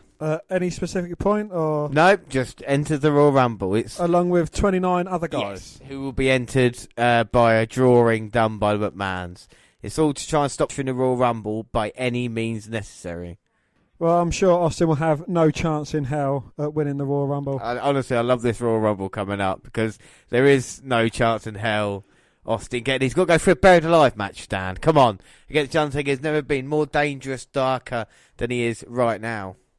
Well, if Austin's number 1, surely Vince should be number 2. They've made their way back to ringside, both in the ring. Austin eliminating Undertaker from the Royal Rumble. Undertaker trying to get his way back into the ring, but getting hung up on the top rope. I hope Austin's mother's had a word with him about how dirty his ring is now. And the Undertaker just having his way with Stone Cold now. He's going to bring him up to the burial grave, to the burial site. 6 feet deep.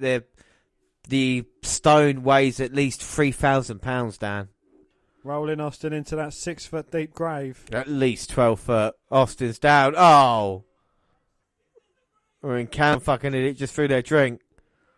And I think there's easier ways of doing it, Undertaker. There might be a shovel there. Rather than trying to be a cat covering your litter. Austin trying to make his way out of the grave. Austin just trying to get his breath back, but that cold, hard soil falling on his back. Here comes Austin now, finally.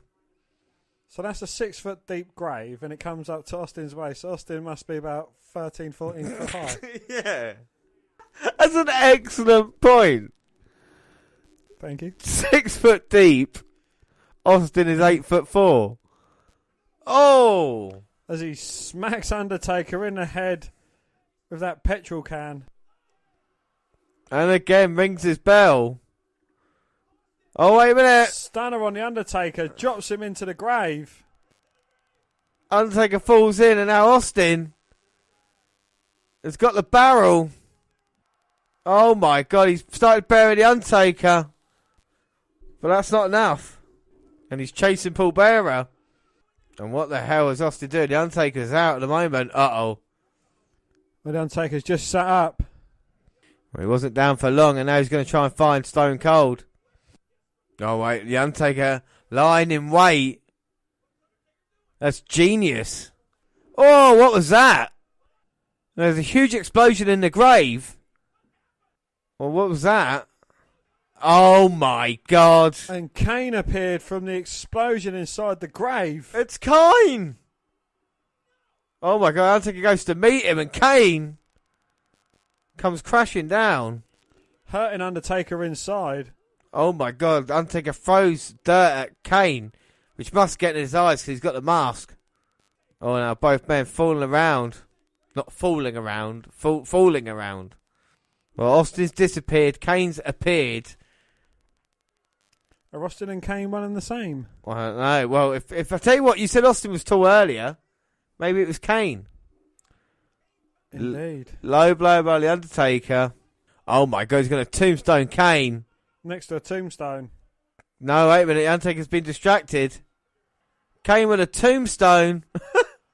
Hits Undertaker. And here comes Austin. Throws him into the grave. And here comes Austin. In a digger. I tell you what, Austin knows how to operate heavy machinery, doesn't he? He's even doing it by himself. I think he's getting someone to help him after Kane put the Undertaker away. He's gone now. Austin directing traffic. Undertaker's there. He's in trouble. And Austin wants to drop that on Undertaker. Oh my God, the Undertaker is being buried. And Austin directing traffic. And Austin getting frustrated with the bloke. And Austin finally going to shovel it. Oh my God. He's nowhere near the dirt at the moment. Austin's had enough. Austin's got the beer. Well, it didn't work as well, did it? But Austin does win. Sharing another beer with Earl Hebner. Oh, the Undertaker's been buried so much we can't see him. And now he finally knows how to work it. Well, Dan, what are your thoughts on the pay-per-view and the Buried Alive match? It wasn't a terrible pay-per-view. I think it was, again, focusing on the four guys in the couple of main events. You know, the Mankind, Rock, Austin versus The Undertaker match with Kane's involvement as well. You know, what kind of a thorn in the side is he going to be in The Undertaker coming up? Is Austin and Kane, are they in cahoots? Well, at the moment, they've been very friendly with each other, haven't they? So that's a question we have to ask ourselves. But Austin is left standing here tonight. The Undertaker's buried alive. What that means for him, will we see him again anytime soon? We don't know. We know Austin's going to be at the Royal Rumble. We know The Rock is still the WWF champion. So let's find out what's happening in the next episode of Raw. So our next episode of Raw is December 14th, and it's Raw 291. It's coming from Tacoma Dome in Washington, and Raw starts with DX coming to the ring dressed as Team Corporate. The Road Dogg was dressed as Vince McMahon, including two kids with grey wigs with their lips attached to Road Dogg's behind. Billy Gunn was dressed as Shane McMahon. X-Pac was Shamrock, and Chyna portrayed the Bossman. Jason Sensation then came out as Shawn Michaels, or HB Gay as he said. Unsurprisingly, this brought out Shawn Michaels and Team Corporate onto the stage. Michaels said their skits are getting old. Michaels then forced the tag champions to face Bossman and Shamrock before Triple Rock for later in the night. What do you think of DX pretending to be Team Corporate, Dan? You know, I think it's quite funny, but it's, you know, it's dragged out as something that's already been done before. Yeah, and The Rock and Triple H loves dressing up as a Rock for some reason as well, which seems to be strange. But I can see what DX doing. But this is not talked about 20 years on. You know, people don't talk about HB Gay and the way he was just treated here anyway. So it was a decent enough opening encounter as Val Venus and the Godfather defeated Edge and Christian. Good match here with a botch at the end, as when Val gave Christian a fisherman suplex, you could see Edge standing behind Val in position to stop the count, but he wasn't supposed to. So he ran over to Godfather and began hitting him. Regardless, it was a good enough encounter. Goldust then faced the Blue Blazer in singles action. The finish came when Goldust was set to hit Shattered Dreams, and Jeff Jarrett, that's JEFFJARRE hit the ring and attacked Goldust. Steve Blackman then rang into the ring and attacked Jarrett and Blazer. Blackman took off the Blue Blazer's mask, revealing Owen Hart. What? I know. No. What? No. So the winner, the Blue Blazer, is Owen Hart. We are then shown footage of Mark Henry in the dressing room trying to come off as sexy for China. After a commercial, we see DX and Team Corporate getting into a shouting match backstage with security keeping them separated. Mark Henry and D'Lo Brown come to the ring with Marlena and Jacqueline as Henry's new sexual chocolate intro music. Thank you very much. Henry said, "I'm a lover and not a fighter." He said he wanted to tell a bedtime story about the end of his date with China. Henry gave an account of China telling him to slip into something more comfortable. Henry added, "D'Lo, because you had the camera rolling." This was followed by Mark Henry and D'Lo Brown teaming up to defeat the team of Bob Holly and Scorpio. Henry got the pinfall when Jackie dropped Holly in the face, and Henry power slammed him for the pin. And they gave Henry that list. We were talking about this for punishment, didn't they, Dan? Yes, it was for not kind of. I think they'd signed him to a 10-year deal quite early on, and he hadn't quite lived up to his for to speak. So they gave him the sexual chocolate gig as a bit of a punishment. Yeah, in a weird way, it kind of got him over, innit? If you think about it. So up next, tag team titles on the line as the Outlaws face off against the Big Boss Man and the IC champion Ken Shamrock. So this will be interesting. These two teams faced off at Rock Bottom, but it goes back when, Michaels thought the Outlaws had actually sold out to Shawn Michaels and the corporation, and never did. So it's the Intercontinental and the Hardcore champion. They look at take home tag team gold, and it's Road Dogg who's tagged in. And HB Gay is stood ringside holding Boss Man's big black stick. Oh my God! Boss Man comes running in. Road Dogg moves, but he gets a tag. Boss Man going underlow and getting Billy Gunn. Doing a Corbin before Baron Corbin. But Gunn sending Bossman head first into the ring post. And then Shamrock come around hitting Gunn's leg with a chair. But not getting disqualified for it. The referee was distracted by Road Dogg.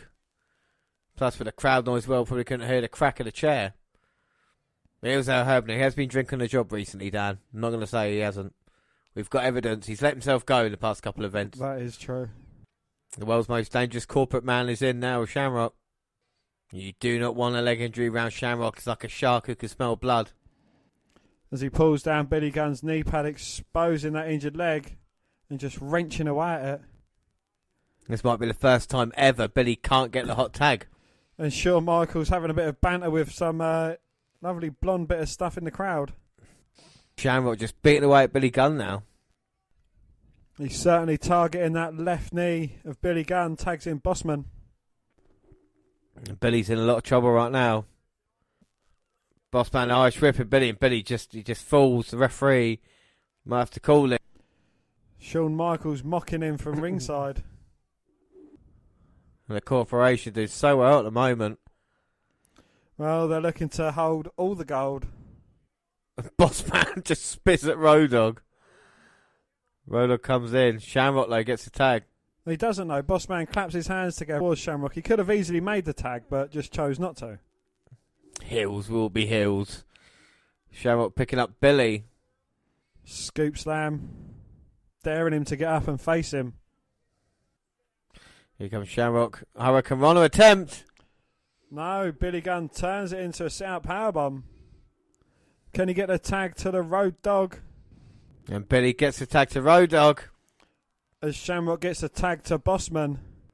And Road Dogg taking out Bossman and Shamrock. Shake, rattle and roll. Irish Rip reversed by Road Dogg into Al Hebner. And Shawn Michaels hit Road Dogg from behind with the nightstick. Bossman slam. Tell him to suck it. Goes for the cover to... Oh! Road Dogg managing to kick out. Well, we didn't say you caught that. Oh, it was a chair to the back. And now Bossman Irish Rip, and again Road Dogg kick to the face. A blatant low blow in front of the referee. Well, Michaels is saying, what? Why didn't you see that? Billy gets a hot tag on one leg. Why would Road Dogg tag him in for? And now he's going to go for the power bomb on Shamrock. Michaels up in the apron yet again. Distracting Billy Gunn. Oh my God. Forgotten about his injury and grabs hold of HBK. And Michaels got the nightstick in his hand as well. Oh, back to that. Michaels hit Billy Gunn in the back of the head with a nightstick. Shamrock caught him in the ankle lock. That wasn't great timing, but Billy Gunn's out. Referee checking. Hebner. 2, 3. A new tag team champions. The corporate team of Bossman and Shamrock. So Bossman's now hardcore tag champ. And now intercontinental tag champ. Yep, they've got a lot of gold. Have the corporation. Get one over on DX. And Billy Gunn is knocked out at the moment. And a big moment for the corporation. What do you think of the match, Dan? It wasn't without its botches, but it's again, trying to make people hate the corporation even more by cheating their way to victory, holding all the gold. It's making something for everyone to go after. Well, speaking of corporation, Vince and Shane McMahon then came out to pick Stone Cold Steve Austin's Royal Rumble number. They drew number 1, and then Vince then announced the wrestler who throws Austin over the top rope will be $100,000 richer. Well, Vince announced that another entrant in the Rumble would be an individual who equals Austin's stature and is the one person who could save Ted Turner's WCW. He added he had never been in a Rumble before. Shane introduced that individual as Mr. Vincent K. McMahon and drew number 30 for his father. Oh my God, McMahon will be in the Royal Rumble. I mean, the ego of Vince McMahon is going to put himself in the Royal Rumble. He's offered everybody $100,000 to eliminate Stone Cold Steve Austin. Well, Vince sealed the deal that there is no chance in hell Austin will be WWF champion again. Well, Mankind on the Titantron and challenged Vince to face him later on Warzone. A guitar on a pole match next with Jeff Jarrett, that's JEFFJARRETT, taking on Steve Blackman. The crowd aren't really into Jarrett, but are into Deborah. Sort of similar to the reaction that Mark Merrow and Sable received, but not to the same extent. Anyway, near the end of this one, the ref took a bump and Owen Hart hit the ring. Now Blackman with a guitar, allowing Jarrett to pick up the victory. Well, backstage, Tiger Ali Singh complained to Briscoe and Patterson about bloodbath being written in blood on his locker room wall. Tiger Ali Singh went to the ring after his match, but then the lights flickered. He ran towards the back where the Brood attacked him. He was left lying on the stage, covered in blood. Well, Mankind and Kane then went to a no contest where Mankind and Kane... You're saying that now? Mankind and Kane went to a no contest where Mankind decided to fight Vince McMahon. Yep, that's how this one ended. The finish came when Vince walked onto the stage and challenged Mankind to meet him in the parking lot for a street fight. After a break, we are shown footage of Kane being dragged into an ambulance by orderlies dressed in white after Shamrock and Bossman attacked Kane and put him into a straitjacket. Yeah, and we can see it right now. Absolutely horrible. What they would do. The corporation are putting Kane in straitjackets. Kane escapes. Do you think Vince McMahon's getting back at Kane for helping Steve Austin? Like I said, they might have been cahoots, Dan. Potentially, yes. But, McMahon looks like to be having the last laugh here. And Kane's been dealt with. Austin's got no other friends. Oh, my God, wait a minute. Mankind's beating up Miss McMahon. Well, this is their street fight in the street. And I can't believe McMahon would accept McMahon into the fences. And McMahon is absolutely mental. He thinks he's so tough. He thinks he's going to win the Rumble. Oh, here come the Stooges. Patterson and Briscoe to Vince McMahon's rescue. Oh, and all three men into the door. Oh, my God, we're going to see it. Mr. Socko from Mankind's Cocko. Oh, my God, right in McMahon's mouth. And the sock. He's going to put him in a boot. And here comes the Rock. Here to make the save. Or maybe it was a setup all along. Puts him on the hood of the car. On the bonnet. Oh my God! Rock bottom onto the bonnet of the car. It dented it. It dented it with the weight of Mankind's body. Well, in the main event, The Rock defends the WWF Championship against Hunter Hearst Helmsley. Finally, Triple H is going to get his shot at the WWF Championship against The Rock. These two men 5 months ago fighting over the Intercontinental title. They're now moving up. Can you say the same thing with WCW and their talent? And Shawn Michaels coming out with The Rock. The corporate commish with the corporate champion. The WWF title on the line. Can Triple H do it? I think he can. He's had The Rock's number recent times. You don't go against the corporation and win, James. Michaels pushes Triple H from behind. That obviously distracts Triple H, who then allows The Rock to start his Hunter. Irish whip, back body drop. And The Rock looks impressive in the early going. And Triple H has turned this advantage around now. And he's hitting the punches in the corner to The Rock. I think Earl Hebner makes himself known more. Oh my God, tells him to suck it, go left and right. Yeah, I think Earl Hebner, like I said, Austin's been getting involved recently, hasn't he? So, of course, the Montreal screw job, who can forget that? Indeed. And Triple H gets sent over the top. The Rock will know all about that injury that Triple H suffered. It was in a match against The Rock. He targeted the knee as he just waits to solder on Triple H. Throws The Rock into the announce table. Yes, indeed, as he shouts at Jerry the King. Irish Whip reverse sends Triple H into barricade, and then Rock clotheslines him down. And The Rock's in control. What's he going to do? He's taking Michael Cole's headset. And The Rock on commentary says Triple H is a prime example of a man who looks like Tarzan but wrestles like Jane. That's brilliant. Oh, The Rock threatening the King again. And The Rock on commentary talking smack to Triple H. Talking smack. Now he's got Hunter. Irish whip reversed by Triple H, though clothesline dodged by The Rock. And again. Oh, but doesn't dodge the running knee from Triple H. And now suplex by Triple H on The Rock.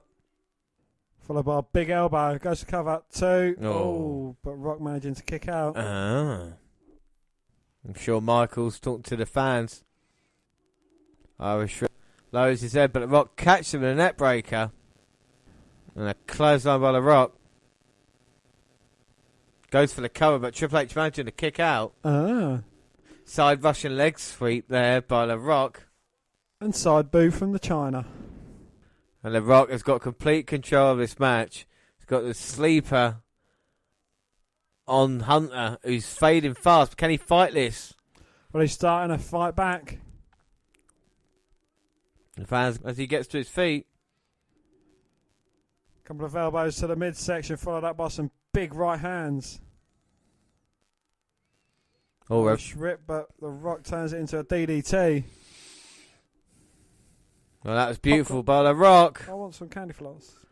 But Triple H managing to kick out. Ah. Rock getting frustrated, but going right back to that sleeper. And Triple H is fading fast now. It's a massive opportunity for him. But in this current situation, I don't think he can get back into it.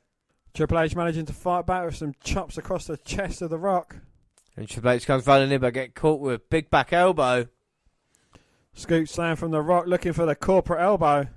The most electrifying move in corporate. Rock tells Triple H to suck it. 1, 2. Oh, but Triple H managing to kick out. Check. Rock's gone right back to that sleeper. But Triple H still got life in him. Triple H with a backdrop there to get some separation. Triple H firing back now. Nice back elbow to the jaw of The Rock. Irish whip, running knee from Triple H. Now just backing The Rock up in the corner. Raining down with kicks. He's stomping the mud on and walking it dry, JR. Well, it's the first time he's been free in this match. And as I say that, The Rock reverses. Irish whip. Oh, but Triple H sends The Rock's jaw into his knee. 2. Oh. Cover from Triple H, but The Rock managing to get his shoulder up at 2. 2. Hit by hook or by crook last night, rock bottom. He's knocked unconscious now. Looks like he just wants to get out of harm's way. But Harm's following him around the ring, peppering him with some right hands. Oh, Michael's trying to grab Triple H. Referee kind of catching him doing it. And The Rock gets caught by Triple H into the stairs. There you go. Now Michaels grabs Triple H. And referee getting involved. Oh, and Chyna's coming in. Oh! Low blow for The Rock. Triple H plants him with a DDT. This could be it. 1, 2. Oh! Well, The Rock managing to kick out. And now Michaels and Chyna are arguing. Triple H going to go for the pedigree. Hits it. And it's that's all it. over. Michaels got the belt. Title shot to the back of Triple H. Rock rolls over into the cover. Oh my God. Triple H kicking out. That's two things we've seen finishing matches in the past. Low blows and belt shots. And now Chyna's got hold of Michaels. That's funny. Oh my God, who's this? Who is this delivering a pump handled slam? Oh, I don't know, but he just hit it. Who is he? Well, Michael Cole's saying that's the guy from Motley Crue. And now The Rock going for the cover on Triple H. 1, 2, 3. Oh my God, The Rock is still your WWF champion. Thanks to this man. But who is he? Well, I don't know, but looks like The Rock just passed Triple H's test then. Test. He passed his test. Guy, who was that? The Rock by hook by crook down. What do you think of the match? Again, it's one of them ones that, did Triple H have it? Oh, did The Rock have it? No, it took some man who looks like Test. Who could it be? We don't know. Let's find out. December 21st, Raw 292 from Spokane Arena in Washington. We start with a clip of Vince McMahon leaving after telling Shane McMahon, Jerry Briscoe and Pat Patterson that he's going away to work out in preparation for the Rumble match. He warned Shane to keep his temper and ego in check. After the theme music, Michael Cole and Jerry Lawler introduce the show before Shane, Shawn Michaels, Patterson and Briscoe and the corporation make their way to the ring. Shane boasts about having the keys to the kingdom, which brings out DX and Mankind. Triple H tells Shane, "You're a bigger arsehole than your old man." Shane announced that the Outlaws will be wrestling single matches against Bossman and Shamrock. Hunter and X-Pac will team up to face The Rock and Test later in the show. And Shane McMahon would battle Mankind. Triple H let Mankind do the suck it line, which he followed with a crotch chop. Well, backstage, D'Lo was trying to get Mark Henry focused on wrestling, but Henry was only interested about who was in his locker room. In the opening match, Al Snow took on Gangrel. A short match that Snow won with a snow plough. After the match, the arena was lit up by red lighting, and the snow was covered in blood at ringside. When we return from the commercial break, we are showing footage of the Job Squad coming to Snow's aid. Badass Billy Gunn then faced Intercontinental Champion Ken Shamrock in what was announced as a title match. The finish came when Gunn stopped Shamrock's attempt at Hurricane Rana, turned it into a pinning combination. The crowd popped for the title change, but Commissioner Michaels came out and said that it was never announced as a title match. The match was as bad as the finish was lame. Another break, Hulk came to the ring. He revealed that Joz had been his pusher man. He said that when he was fit, he would discipline Joz. Hawk tried to leave the ring, but Joz jumped him. Animal ran in and stopped him. Animal and Hawk nodded at each other. See? So, Dan, there we go. He didn't die when he fell at least 50 foot. Well, he fell at least 60, 65 foot, and he didn't die. Yeah, so he's back. He wants to get Joz, and they share the look, which means maybe the LAD are going to get back together now. Indeed. Well, a shot then aired of D'Lo and Henry still standing outside of the locker room door. Terry Runnels and Jackie peeked their heads out and told him they were ready for him. When we return from a break, we see highlights from last year's pre-Christmas Raw of Austin installing a fake Santa, followed by highlights of Steve Blackman's unmasking a blue blazer, revealing him to be Owen Hart. Well, the Blue Blazer then faced Steve Blackman with Owen Hart on commentary. Cole taunted Hart throughout after last week's reveal until he could take no more and ran in for the DQ. Goldust ran out and made the save. He held Blazer as Blackman removed the mask, revealing it to be Jeff Jarrett. That's JEFFJARRETT. Owen quickly threw the Blazer cape over Jarrett's face. So is Jeff Jarrett a Blue Blazer or his Owen Hart? I don't know. Will we get more Henry Reynolds Jackie tomfoolery? The other outlaw was in action as he faced the hardcore champion Bossman in a title match. After the Road Dogg talked the champion into putting the belt on the line. Yeah, so he's just decided we are going to get a hardcore title match. You're going to get hard time. Hard time. Hard time. Hard time. So yeah, the hardcore title's online. Of course, Road Dogg lost the tag team titles to him last week. Is this officially on the line though? Yes, it's officially on the line. Unlike the Intercontinental title, this is official. We've only seen 2 hardcore champions in the history of the division. Mankind, of course, Big Boss Man. Could Road Dogg become the third? Well, that's what Road Dogg is hoping to respond after losing the tag team titles. Big swing by Boss Man. Boss Man beating on Road Dogg at the moment. So, Dan, what are the rules of a hardcore title match? Well, James, there are no rules. Is that why Road Dogg just used that baking tray on Boss Man's face? Indeed. And falls count anywhere and everywhere.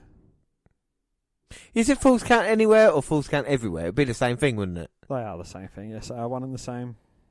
Well, McMahon is not here, so Shane is in charge. And we've seen Billy Gunn already winning tonight. Can Road Dogg do the same as his tag partner?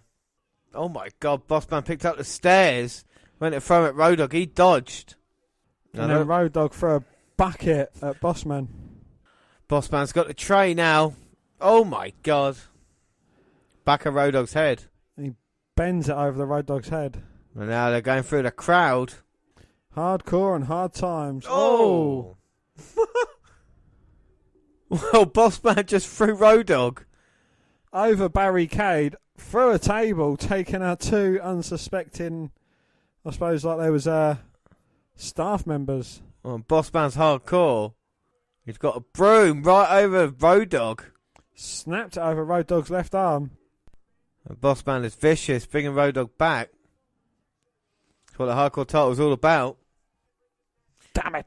Bossman there with the broomstick to Road Dogg's midsection and throws him in. Now he's taking off his belt and he's whipping Road Dogg. Yeah, he's taking him to the woodshed. So he's back at the Cobb County Jail. Hitting on Nails, and Nails is meant to be the bad guy. Then what the hell is Bossman going for? He's pulling out some coke. Well, he's going to do a quick hard line.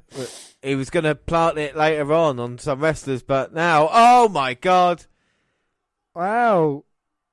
Road Dogg kicked the powder into Bossman's face. And now he's got the belt.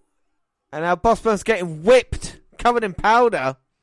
And Bossman's somehow still getting back into it. That must have been coke, because Bossman seems well charged up now. Oh my God, now Bossman's got a fan going into the fans. That's the only fan Bossman has had in his life. He's lucky he's a portable fan. And now Bossman, what the hell has he got here? Oh, his noose, just a noose. You know you got a noose in your pockets. I carry nooses around with me. Yeah, I know, yeah. And now Road Dogg's getting hung. We've seen crucifixions and hangings. Maybe the Undertaker saw this and had an idea for later on with Bossman. Bossman going for the cover after hanging Road Dogg, but two. Now Bossman's threatening the referee. Oh, a low blow there from Road Dogg, getting some comeback as he puts a trash can over the head of Bossman. Goes up onto barricade. Takes down Bossman. And the crowd going crazy for Road Dogg. Oh my God, and Bossman just throwing Road Dogg from pillar to post. You don't want to do that anymore. Oh. Mankind with it. Coming from behind. He's got a net. And he just knocked Bossman out.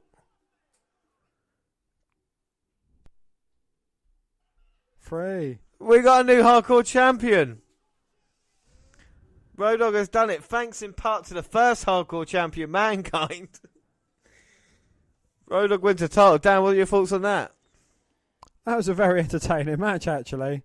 The crowd spots seem a bit, you know, he gets dragged through one way and then he gets hit through the other way. You know, it's a bit weird. But it was entertaining, and yeah, you know, I was surprised in a new hardcore champion. Yeah, your third ever hardcore champion, the Road Dogg, and get some revenge on the corporation after taking all the gold, it seemed, is winning back the hardcore title. Well, we get more Henry backstage stuff, including him being handcuffed and gagged, and Terry putting out an anal sex toy. First time I wrote this. First time I've ever said that. No, it's not. The Acolytes then lost to Too Cold Scorpio and Bob Holly by DQ in a standard Acolytes match.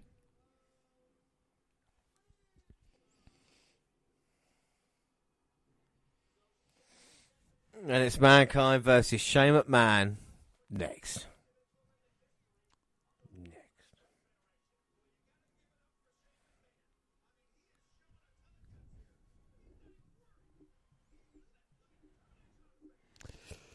So since his dad has been outed as the only man equal to Stone Cold, can the son follow in his father's footsteps and be a worthwhile competitor for Mankind? I think he's lost his fucking mind. I think the power has gone to Shane McMahon's head if he thinks he's got a chance in hell of beating Mankind.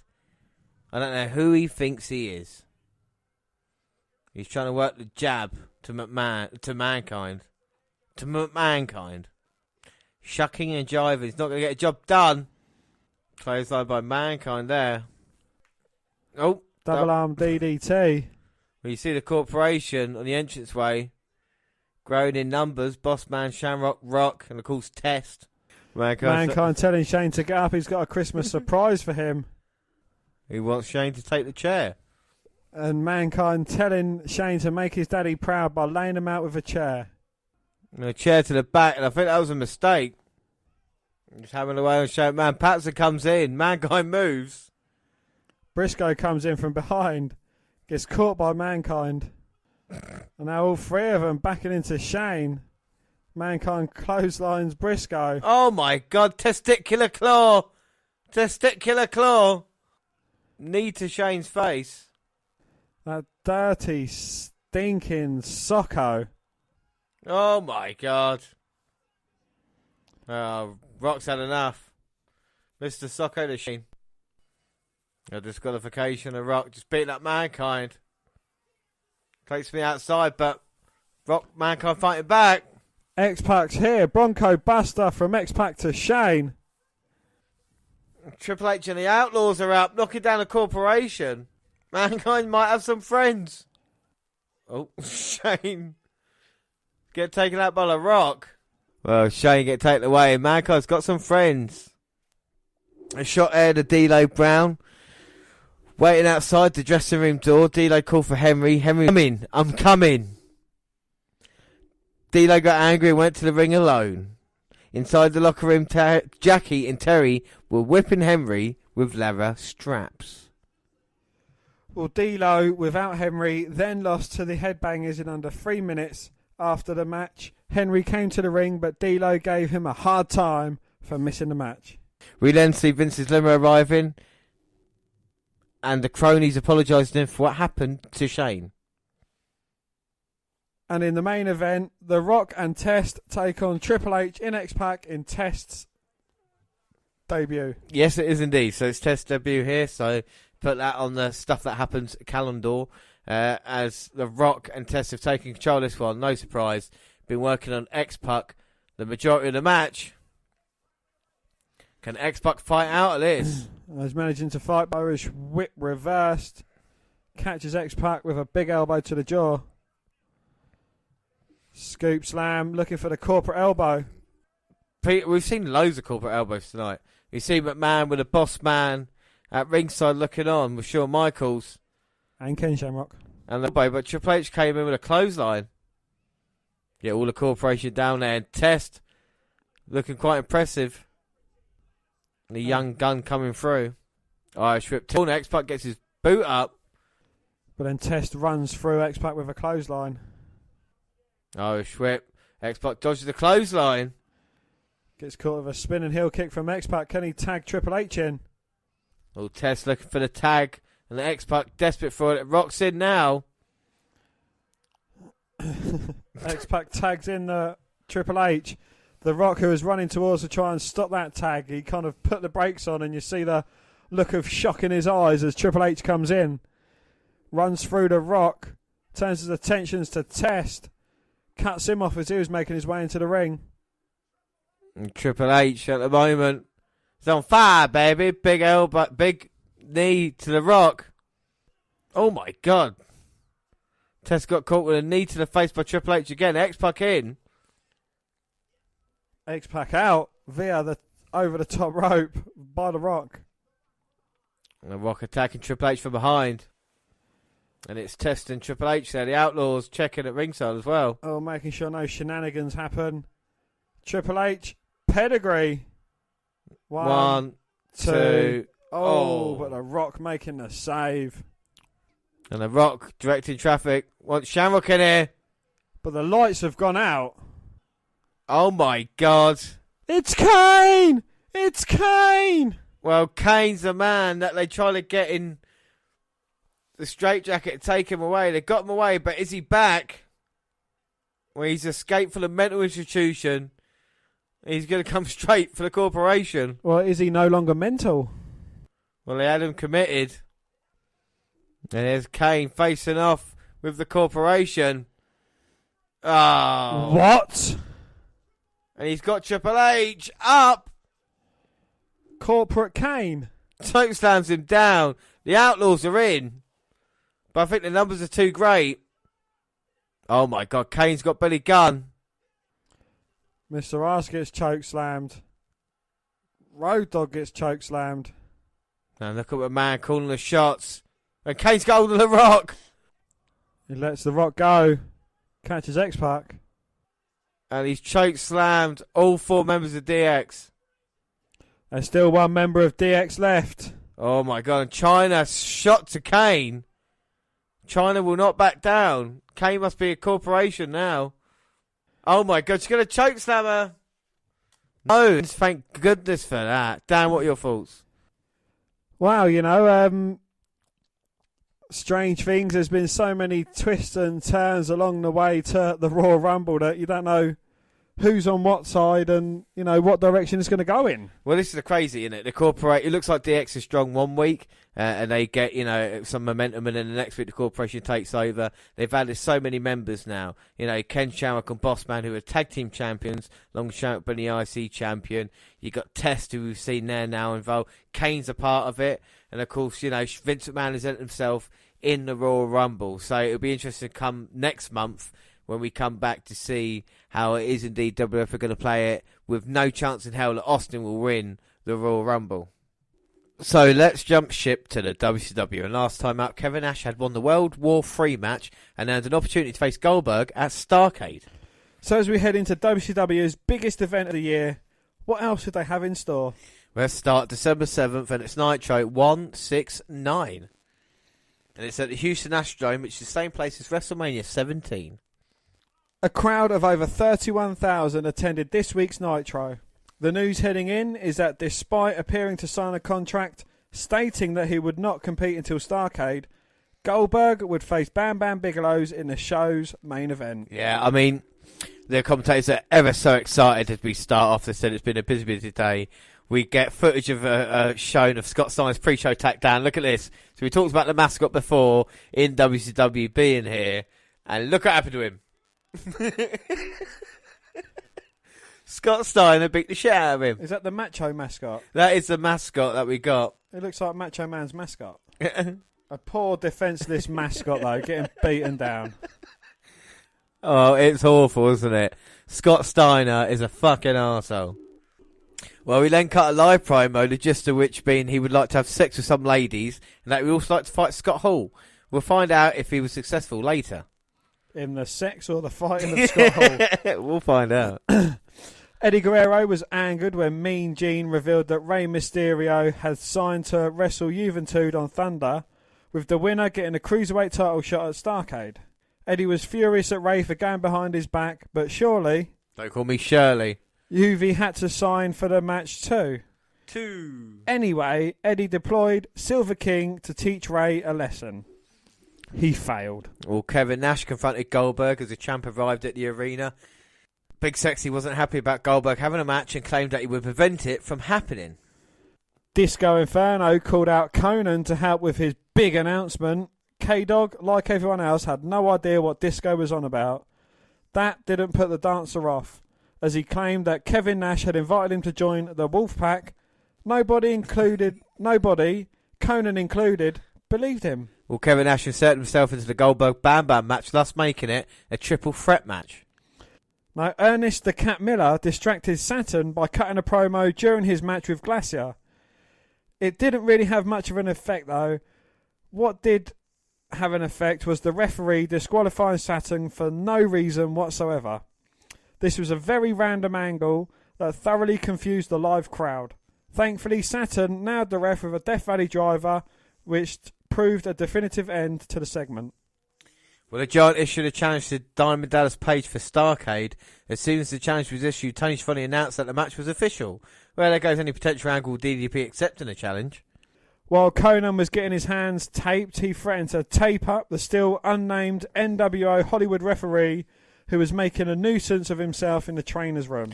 Raven again refused to wrestle, leaving Kanyon to go solo again. However, this time Kanyon, a heel remember, thought better of carrying on regardless. Instead, he issued a challenge to either Benoit or Malenko, his would-be opponents, for a singles match on Thunder. Problem is, he's insulted Al Anderson one too many times and copped a beating from the Horseman. Kanyon escaped before Double A got a chance to use a crowbar on him. And then we had Chris Jericho versus Bobby, and Bobby Duncan Jr.'s got a new guy that they got there. Jericho, very cocky, decided to just walk out decides to walk out of the match. Here we have a go at WCW, but they've actually had a few promo videos as well, detailing the kind of problems that they've had. Bischoff and Flair, and Goldberg and Nash are the kind of two main ones. So Tony's funny telling us that, Flair's been around since the very first Starrcade, called Flair Full of Gold. He comes out here with the greatest horseman of all time, Steve Mongo McMichael. And he will face Bischoff at Starrcade. But I don't know if Ric Flair is fired up enough for this match now. He doesn't normally come across as fired up. Mean! Woo! Gene! He went 0 to 100, didn't he? 0 to 1,000. Now, that's a picture of someone taken after a murder. That's the kind of the look on his face.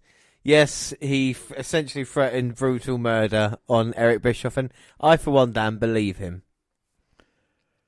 The look in his eyes, you couldn't doubt that man would be capable of murder. Ric Flair certainly seems fired up. Yeah. Well, up next, TV title match, Booker T versus Conan. Nailed it. Well, Stevie Ray interfered in Booker T's title match with Conan, causing a DQ. Stevie then made his NWO pitch to Booker, who wasn't interested. And then we get Scott Steiner versus Scott Hall, and Scott Hall dominated Steiner a little too easily in their match for the NWO job guys hit the ring. Luger and Conan then came out to even the size, which prompted the Giant.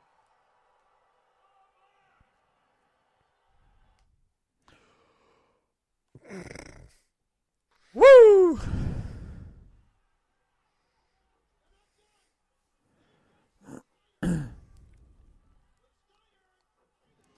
We're here.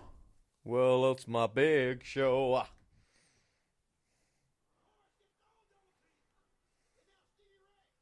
Stevie Ray, baby.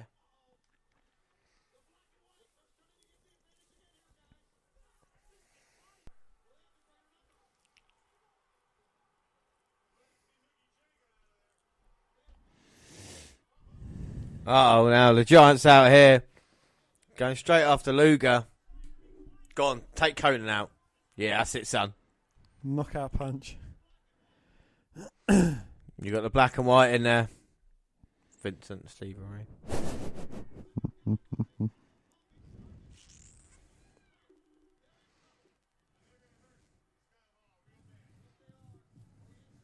Where's Sting and Nash? Oh my God, we're getting a cheer. It's DDP. Well, he swings for Steiner. Misses. Hits the Giant. Well, Giant called out DDP earlier and he responds. Does this part of the Wolfpack now? Well, we don't know at the moment. They seem to be definitely on the same page. Diamond Dallas. Scott Hall being checked on. When the Giant is getting DDP at Starrcade anyway. Well, Bret Hart again came out and cut a good little bit pointless promo. With DDP moving on to a feud with the Giant, it was a largely aimless speech. We go on to the main event. Goldberg, Bam Bam Bigelow, with Kevin Nash also throwing himself into the mix as well. Well, he's saying that the match won't happen. But this being WCW, we've only got a couple of minutes left before the end of the show. But they have promised us Goldberg, Bam Bam. It is now time for the main event. And again, we praised WWF earlier, and WCW have got a big promo for their match coming up. Nash versus Goldberg at Starrcade. Spear, Jackhammer versus the Jackknife. Yes, Tony's saying one of the most anticipated fights, and we've got like 2 minutes left. Here comes Bam Bam. Well, he's certainly not wasting any time. Yep, that's him ready. Come on, call him out. And Michael Buffer still doing the entrance as Bam Bam's in the ring. And here comes Kevin Nash. And Kevin Nash is not a part of this match. And is this what he's saying, that he wants to stop it before it begins? Goldberg, make sure you get out there quickly. Well, Goldberg is running out there with security chasing him down. Nash and Bigelow fighting. Oh my God, Nash taken away. And Nash said he wouldn't let this match happen, and like the main event's not going to happen. Here comes Goldberg. So we get to see Goldberg for all of 2 minutes. Well, he does arrive late. We pointed that out last month. There you go. Match never started. That's it. I mean, you pay all that money, you wait all 3 hours for this. Do they even give you dark matches after that? I don't know. Probably not. You would hope they would. You know, Nash and Bam Bam double team, and here comes security. You see the fans throwing any drinks because they're not happy. They're Booing.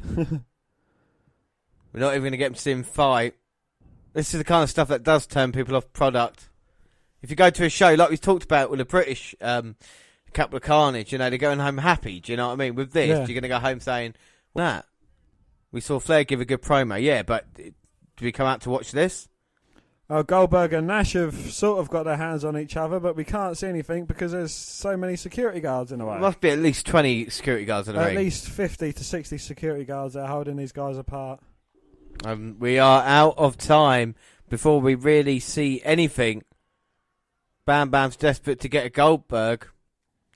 So, yeah, that was it. I mean, they give us something that people want to see, and then they don't deliver it. I don't understand why you would do that. It's something like, you know, right, keep watching because we are going to have Goldberg versus Bam Bam Bigelow in the main event. Keep watching, keep watching. Oh, no, sorry, we're out of time. I know, I really don't understand it. So it seems really, really weird. What did the ratings then? What were the ratings that week? Well, the ratings for that week, Raw got a 5.0 and Nitro got a 4.2. Jesus Christ. But this could be a turning point for Nitro, though, because they've got a lot of dome shows. We've got St. Louis next week and the Georgia Dome coming up as well. So over 30,000 people at each Nitro. So we move on December 14th to the Ice Palace in Tampa, Florida. Well, Nitro, as you say, was in Tampa, Florida this week, and we were in full Starrcade hype mode. Get hype! Here's what went down. Raven cut a promo full of self-pity prior to his supposed match with Scott Putski. Raven was wearing jeans and clearly had no intention of wrestling. Canyon, as with previous weeks, came out, but this time he delivered some home truths. He revealed Raven's privileged upbringing, which I thought had already been exposed. Anyway, Raven contested that his mum did not love him and walked away. As Eddie Guerrero was on the verge of victory against Villano V, he instead offered the masked man a spot UO. He accepted and celebrated with his new teammates.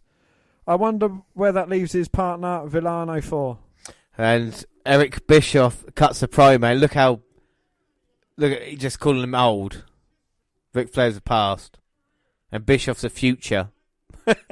Bischoff is a train killer, Dan. The world's most dangerous man. Oh, Bischoff still talking. Oh my God, here comes Flair. And Bischoff said he could kill him, but at this moment it's on the outside. He's got those weapons loaded. And Flair, is he going to go chase a Bischoff? Bischoff said, bring it on to Flair. Bischoff running, and here comes Flair. Flair's got him. And Flair's disappeared. Well, he went to chase Bischoff. Well, Ric Flair making his way down to the ring now. Chase Bischoff away. And Mean G's going to have a word with him. Well, we saw him hyped up last time. What's Flair going to be like now? He drops an elbow and a knee onto nothing. Oh, my God. Psycho Eyes Flair. Flair bump into the corner. Well, Flair seems a little bit more animated than usual. And wait a minute. He's collapsed in the corner. This is not good. He's grasping his left shoulders. I watched this in entirety. We're not going to watch it in its entirety because it is a fucking joke. The commentators treat this as a shoot, however, the fact that the cameras followed Flair until he was bundled into an ambulance and sight of Arn Anderson, rather than, I don't know, let's say a doctor, as first on the scene, alerted fans to the credibility of what was unfolding, but the commentators did play it off as a heart attack. Look, getting into the ambulance now. Oh, sorry, sad commentator's voice as well. Yes, we do not have any updates as of yet. We wish him a speedy recovery and hope he gets well soon. And Bam Bam Bigelow now beating the shit out of Scott Hall outside. Well, Bam Bam Bigelow only got the credentials to fight for one match in WCW. But he's here tonight, putting a beating on Scott Hall. We just seen Ric Flair have a heart attack, and now we've got this going on. Do these guys have no respect? I know. There's a lot of event staff at WCW events. Oh, look, Nash coming in as well. Well, Goldberg's made his presence felt here as well. He's actually turned up for an event on time. Yeah. I think WCW get more stuff done when they're crowded by security as opposed to just in the ring on a microphone. Well, they're three arguing, and the gist is basically there is going to be a triple threat match, main event later. It's going to be Kevin Nash versus Goldberg versus Bam Bam Bigelow, which on paper sounds really good. We've seen smaller wrestlers fight out of a lot more staff and other wrestlers as well to get to each other. But hey-ho. Come at the frog here. Hey-ho. Hey-ho. Well, Cruiserweight champ Billy Kidman asked Rey Mysterio for a clean fight without LWO interference. Fellow babyface Rey graciously accepted. Was it a clean fight? Of course not. The LWO got involved and attacked both men. Yeah. Well, Chris Jericho is out here now, and he's looking brilliant alongside, of course, Ralphus. Yeah, he's right. Jericho's saying Conan used a foreign object, and we watched the match, and I completely agree with Jericho. And now he's going to get Conan out here to explain what happened in the match. Also, Conan coming out here. I'll tell you what, I'm going to say it's nice Conan can come out here to help Jericho explain. We've got the Wolfpack music. And here comes Conan. Well, that's definitely Conan, Dan. I don't know what you're laughing for. That's Conan. It sounds just like him. He's got his pants out of his trousers. I mean, I absolutely love Chris Jericho. Oh, the mascot there, bit dangerous. He is a little bit bigger than Conan. Well, anyway, there's fake Conan. He just wanted to prove his foreign object theory as the reason for losing his TV title to K-Dog. He claimed the brass knuckles, a chain, a shovel, and the belt itself was all used by Conan. I saw it en route to victory a couple of weeks ago. James, in reality, Jericho lost fair and square to a babyface Conan. Fuck you. Well, Ernest the Cat Miller distracted Saturn to cost him another match. Referee Scott Dickerson, who Saturn nailed with a Death Valley driver last week, made a fast count too. Having a good few weeks without being made to look stupid, DDP once again proved himself to be the most gullible man on the planet. His nemesis and top active heel on the roster, Bret Hart, offered DDP a US title shot right there and then. Unable to resist, DDP marched to the ring, only to be followed by a giant. Yeah. The giant from behind with a chair right to the back. Bret can't believe it. And now the giant bringing Paige up towards the stage. In a fit of rage.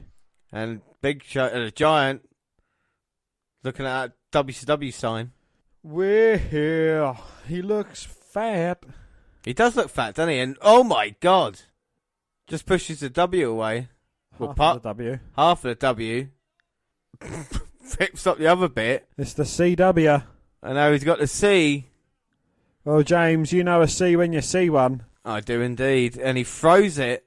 I mean, those £100. At least 1,500 pounds. And now he's got Paige. What's he going to do? No! Oh! Chokeslammed him through a stage. Oh my word. And that was impressive there by the Giant, who, like I said, has been packing on the pounds, but just might have destroyed DDP. Dan, what are your thoughts? How gullible is DDP? Yeah, he is. He is, but at least that was a kind of cool stunt from WWE. That was a good stunt, yeah. You don't see it a lot from them, and Big Show or the Giant getting rid of the sign. Was that a sign of things to come, Dan? Ripping down WCW as he was looking to move on to the WWF. Oh, that is interesting. Hang on. We've got Eric Bischoff out here now, and he's taking his glasses off. He's got a solemn look on his face. He must be being serious. Oh, Conan versus Stevie Ray. Booker T accompanied his brother to the ring, but the pair had a falling out when Stevie wanted to use Slapjack Gizmo during the match. Well, Eric Bischoff has come out and he's trying to convince us that the earlier incident we saw with Flair was for real. He announced Flair has suffered a suspected heart attack and seemed genuinely remorseful. However, he spent too much time focusing on himself by asking for forgiveness. I think it's genuine. I hate this kind. Honestly, in all goodness, Dan, what's your thought on it? I hate an angle like this because we've had tragedy in wrestling before, and I think there's no need for it. I wholeheartedly agree. Yeah, it's there certainly is no place for using things like this in wrestling. It's completely ridiculous, and you've heard the story of the boy who cried wolf. Yeah. And when something, for example, when Jerry the King Lawler had a heart attack, did a lot of fans think it was a play by what they'd seen previously on other events? It is silly, and it is tempting fate as well. Yeah, I have to completely agree with you. Well, moving on, Booker T and Steve Ray had another falling out when Booker was being interviewed by Mean Gene. Now, Booker isn't bothered by Stevie being in the NWO, but he is bothered by him behaving like a complete dickhead. Raven's mum showed up and couldn't get past security to see her son. She couldn't, despite the gigantic Bam Bam Bigelow managing to slip past earlier in the evening. Luckily, Canyon showed up there and offered to take her to see her son. The cheeky bastard actually tried to fleece her for $50. It didn't work, but he still helped her out all the same. Received another beating, this time at the hands of NWO Hollywood. Wolfpack wannabe the Disco Inferno tried to make a save, but ended up getting beaten too.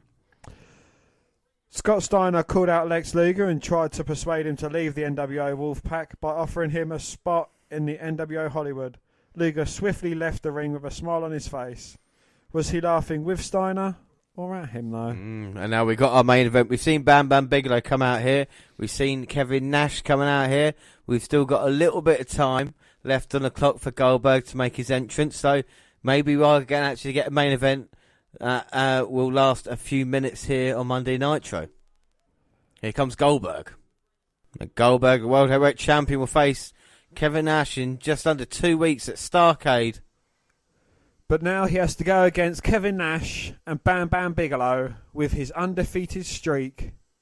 I've got a newfound respect for Goldberg this year watching him. Do you know? Yeah, I think I have a little bit. Yeah, he was green and that, but I think he did well in his position. There's something about him that kind of the look that he's got, and I think credit where it's due for him. It's just a shame at this moment in time. Goldberg's a character that's working well, and even a loss against Nash, no matter what the circumstances, won't destroy him. It's what they do afterwards, Indeed, yes. And I think that's what we've seen this year. Goldberg's been undefeated throughout the year, and booking at times has not been best for him, what pay-per-views he's been on and stuff, but he's still over as anything, and the fans want to see him. And the bell rings, and here we go. We're actually going to get it down. Yay! So security guards couldn't hold them apart, but now the bell's rang, it takes a little while before they actually start interacting with each other. And Bigelow goes straight after Goldberg. And Nash looking on. He seems to be smoking. No, James hasn't got a cigarette on his gob. He's got a smile on his face because he wants Bam Bam Bigelow to wear down Goldberg and vice versa, so Kevin Nash can come in and swoop with the easy victory. Nice super kick there by Goldberg, but Nash breaks up the pinfall attempt with Bam Bam. And Nash getting him in the corner saying, suck on this, coming down with a big knees. Lining him up for a big elbow in the corner. And now Bam Bam Bigelow and Nash both working over the undefeated World Heavyweight Champion Goldberg, who starts fighting back now. And the fans loving it, but Bam Bam from behind. Oh, I never thought this would be a 2-on-1. Now Nash and Bam Bam, double Irish whip. Goldberg runs through the double clothesline attempt. Oh, and delivers a double clothesline of his own, taking out both Nash and Bam Bam, making them scarper from the ring. And now Nash comes in to face off with Goldberg. Nash and Goldberg both teaming up to knock out Bam Bam. Nash takes down Goldberg, goes for a cover, but only gets a 1 count. 1. And this is going up against Triple H versus The Rock for the WWF Championship. So it's interesting to see, what was winning at this moment in time as well. Bam Bam's in. Picking up Goldberg. Slamming him down. What a statement this would be for Bam Bam to beat Goldberg. Goes for the cover, but Nash stops it. Oh my God. You've got to give all 3 men credit. They've gone at it 110%, 100 mile an hour. Yeah, great one, Tony. Goldberg takes down Nash with a leg lock. He needs to go head to head with fucking Mauro Ranallo for overselling shit. Bam Bam there with a headbutt, stopping a submission. Irish whip by Bam Bam. Oh, and Bam Bam wins that test of strength for Goldberg, knocking him down. Now he's going to suplex him. No, he gets stopped. Oh! Goldberg delivering a suplex of his own. And now is he ready? Bang! Hits Bam Bam with the spear. And what happens after the spear, Dan? Well, James, Kevin Nash comes in and interrupts it. Oh, and Nash with a double axe smash to Goldberg. And that's a shame. And now Nash can take advantage. Let's not forget Nash beat 59 other men to get an opportunity at Goldberg. Bam Bam left another company to get a shot at Goldberg, and Goldberg takes Nash down. And now Nash, Irish whipping Goldberg, goes for the big boot. Goldberg dodges it. Comes back, hits the spear on Nash. And Dan, what happens after the spear? Well, James, Bam Bam Bigelow gets involved. Well, Bam Bam doesn't know where he is. Goldberg's got him. Goldberg's knocked him down with a clothesline.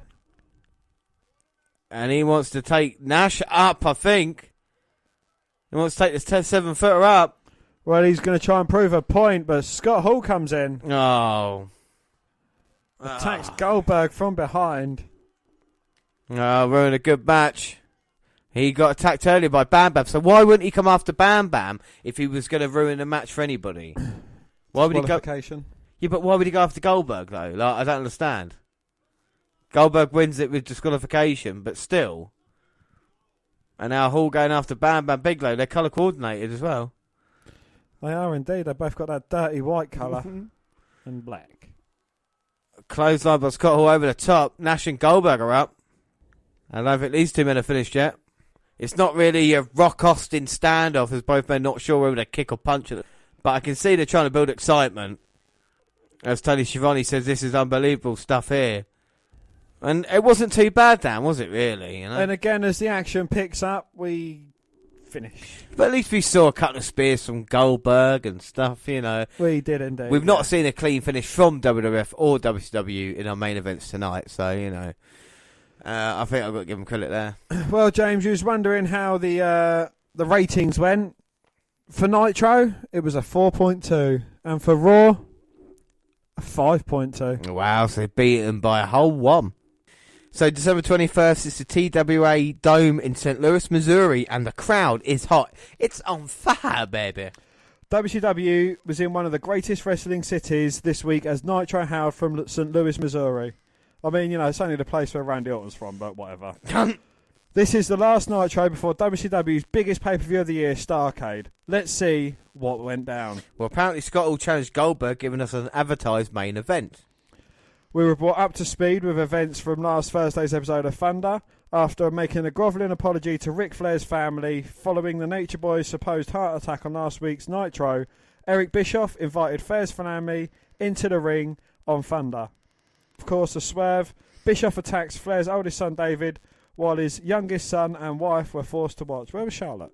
It's disgusting, isn't it? You know, it is disgusting that they were made to watch that, and I think it's a ruse all along. Well, Santa Claus interrupted one of Ernest the Catman's tedious promos. The jolly fat man was handing out presents before the cat invited him into the ring, with an eye of kicking the annual gift man in the head. I wonder what Santa's got in his sack for the cat. Probably a bit of coal. Well, we've seen so many wrestlers beating up Santa Claus. I mean, it's just old hat by now, you know. So we saw Steve Austin stunnering Santa. He's in ECW, Santa Claus getting beaten up, and now in WCW, the cat is going to put a kicking on jolly old Saint Nick. And Santa with a T-bone suplex. Belly to belly overhead suplex as well from Santa. Oh God, Santa Claus is quite a good wrestler. And who is the Santa Claus under the fake beard? It's Perry Saturn. Oh my God. Well, Merry Christmas, Perry Saturn. God, we get the opening titles right now. We've already had Fit Finlay beating Scott Putz. The crowd was hot for that. And Chavo Guerrero Jr. with Pepe beating Kaz Hayashi. Well, Kevin Nash cut a promo on Goldberg. In it, he borrowed Ric Flair's "To Be the Man" line and claimed to have made 197 consecutive world title defences when he was world champion somewhere else. That would have seen Big Daddy Cool Diesel defending the WWF title at least twice a week in 1995. So Nash is over, and Mean Gene asked some probing questions about Raven's private life and if he was receiving therapy. A frustrated Raven attacked his mate Canyon before his mum made the save. She persuaded Raven to come home with her. Canyon was in forgiving mood too, as he always was with Raven. So can people's mums please stop getting involved in WCW matches? Well, Eric Bischoff's mum come out. No. Eric Bischoff came out and rambled on about Ric Flair's dodgy heart. As he was doing this, the Horsemen were shown arriving at the arena. Flair, Anderson, Malenko, and Benoit. And they sought out Scott Norton, hit the ring, and chased Bischoff outside the arena. Flair then returned and cut another heated promo, implying that we would either kill Bischoff or Barry Windham should he find them. Yeah, so there's Bischoff running away and Flair. There's Flair. I mean, Flair does a lot of running, doesn't he, now? Trying to chase Bischoff. We've seen in the last 3 episodes Flair chasing off Bischoff. And one of them caused a heart attack. Well, ahead of the triple threat match for the cruise... Sorry. Then we had Wrath absolutely destroying Liz Mark Jr. Ahead of the triple threat match for the Cruiserweight title between Rey Mysterio, Juventud Guerrera and Kidman at Starrcade, Eddie Guerrero decided he would teach Mysterio a lesson. To recap, Guerrero is the leader of the LWO, which Juvi and Rey are members. However, Mysterio is an unwilling member of this group and is actually friends with Kidman. Guerrero is involved because, as shot caller of the LWO, he would prefer Juvi hold the title. Anyway, back to this lesson. Eddie was teaching Rey. Kidman got involved and accidentally hit Rey, gifting the win to Eddie. Yeah, and it's really badly done by Kidman as well. The forearm shot. You think about the amount of punishment Rey Mysterio takes in a match, and that kind of got the job done. There was a point in this segment where Scott Steiner versus Buff Bagwell poking fun at the St. Louis Cardinals and Mark McGuire. There was no match, no babyface got involved, and Big Papa Front failed in his attempt to set a Cardinal jersey on fire. What a waste this was. He finally got the hat on fire, but at this point, the segment was over and done with. Then we saw Norman Smiley beating up on Prince Iakea in a very, very short match. And then Van Hammer versus Barry Windham. Yes, Ric Flair managed to find Barry Windham. Where was he hiding? In the middle of the ring, of course. Yeah, and here comes Flair now. Going to get him some of Barry Windham. And look at him chopping away. He said he would get hold of him. We saw in the promo video that WCW provided, and that the Nitros that we've watched, that Windham turned his back and sided with Bischoff. So this does make sense. I can't believe I'm saying it. He sends Windham to the outside. Oh, and he's gone low. And Tony Schiavone said the only thing wrong with this picture is Flair. He's not got his hand on Bischoff. That's going to happen on Sunday at Starrcade. And we will bring you Starrcade when it comes out December 27th. The actual date was released. Nailed it. 20 years ago on that day. On this day. And Flair's beating his shit out of Barry Windham, taking the referee out for good measure. Please tell me that wasn't Charles Robinson. No, he would never do that to Charles Robinson. Barry Windham begging off. Or lulling Ric Flair into a full sense of security, kicking him in the midsection, but Flair's not having any of it. Throws Barry back in the corner, rips down his vest, and delivers a knife-edge chop. Oh, and he goes low for the second time. And knees him in the crutch as well. Well, the crowd thought he was going to go for the figure four, but in the end, just went for the old trusty knee to the bollocks. And now just ripping out the face. Flair has lost it here. Did he ever have it to begin with? Well, I think Bischoff has pushed him over the edge. I tell you what, if those punches were connecting, that would look vicious. Fucking and hell. Couple of straight rights to the knackers, followed by a couple to the... Bischoff is going to get destroyed by Flair at Starrcade. I wouldn't be so sure. Bischoff is a martial artist. He is a trained killer, James. Barry Windham can barely stand after taking so much punishment to the balls. And this is basically what AJ Styles has received from Nakamura in their whole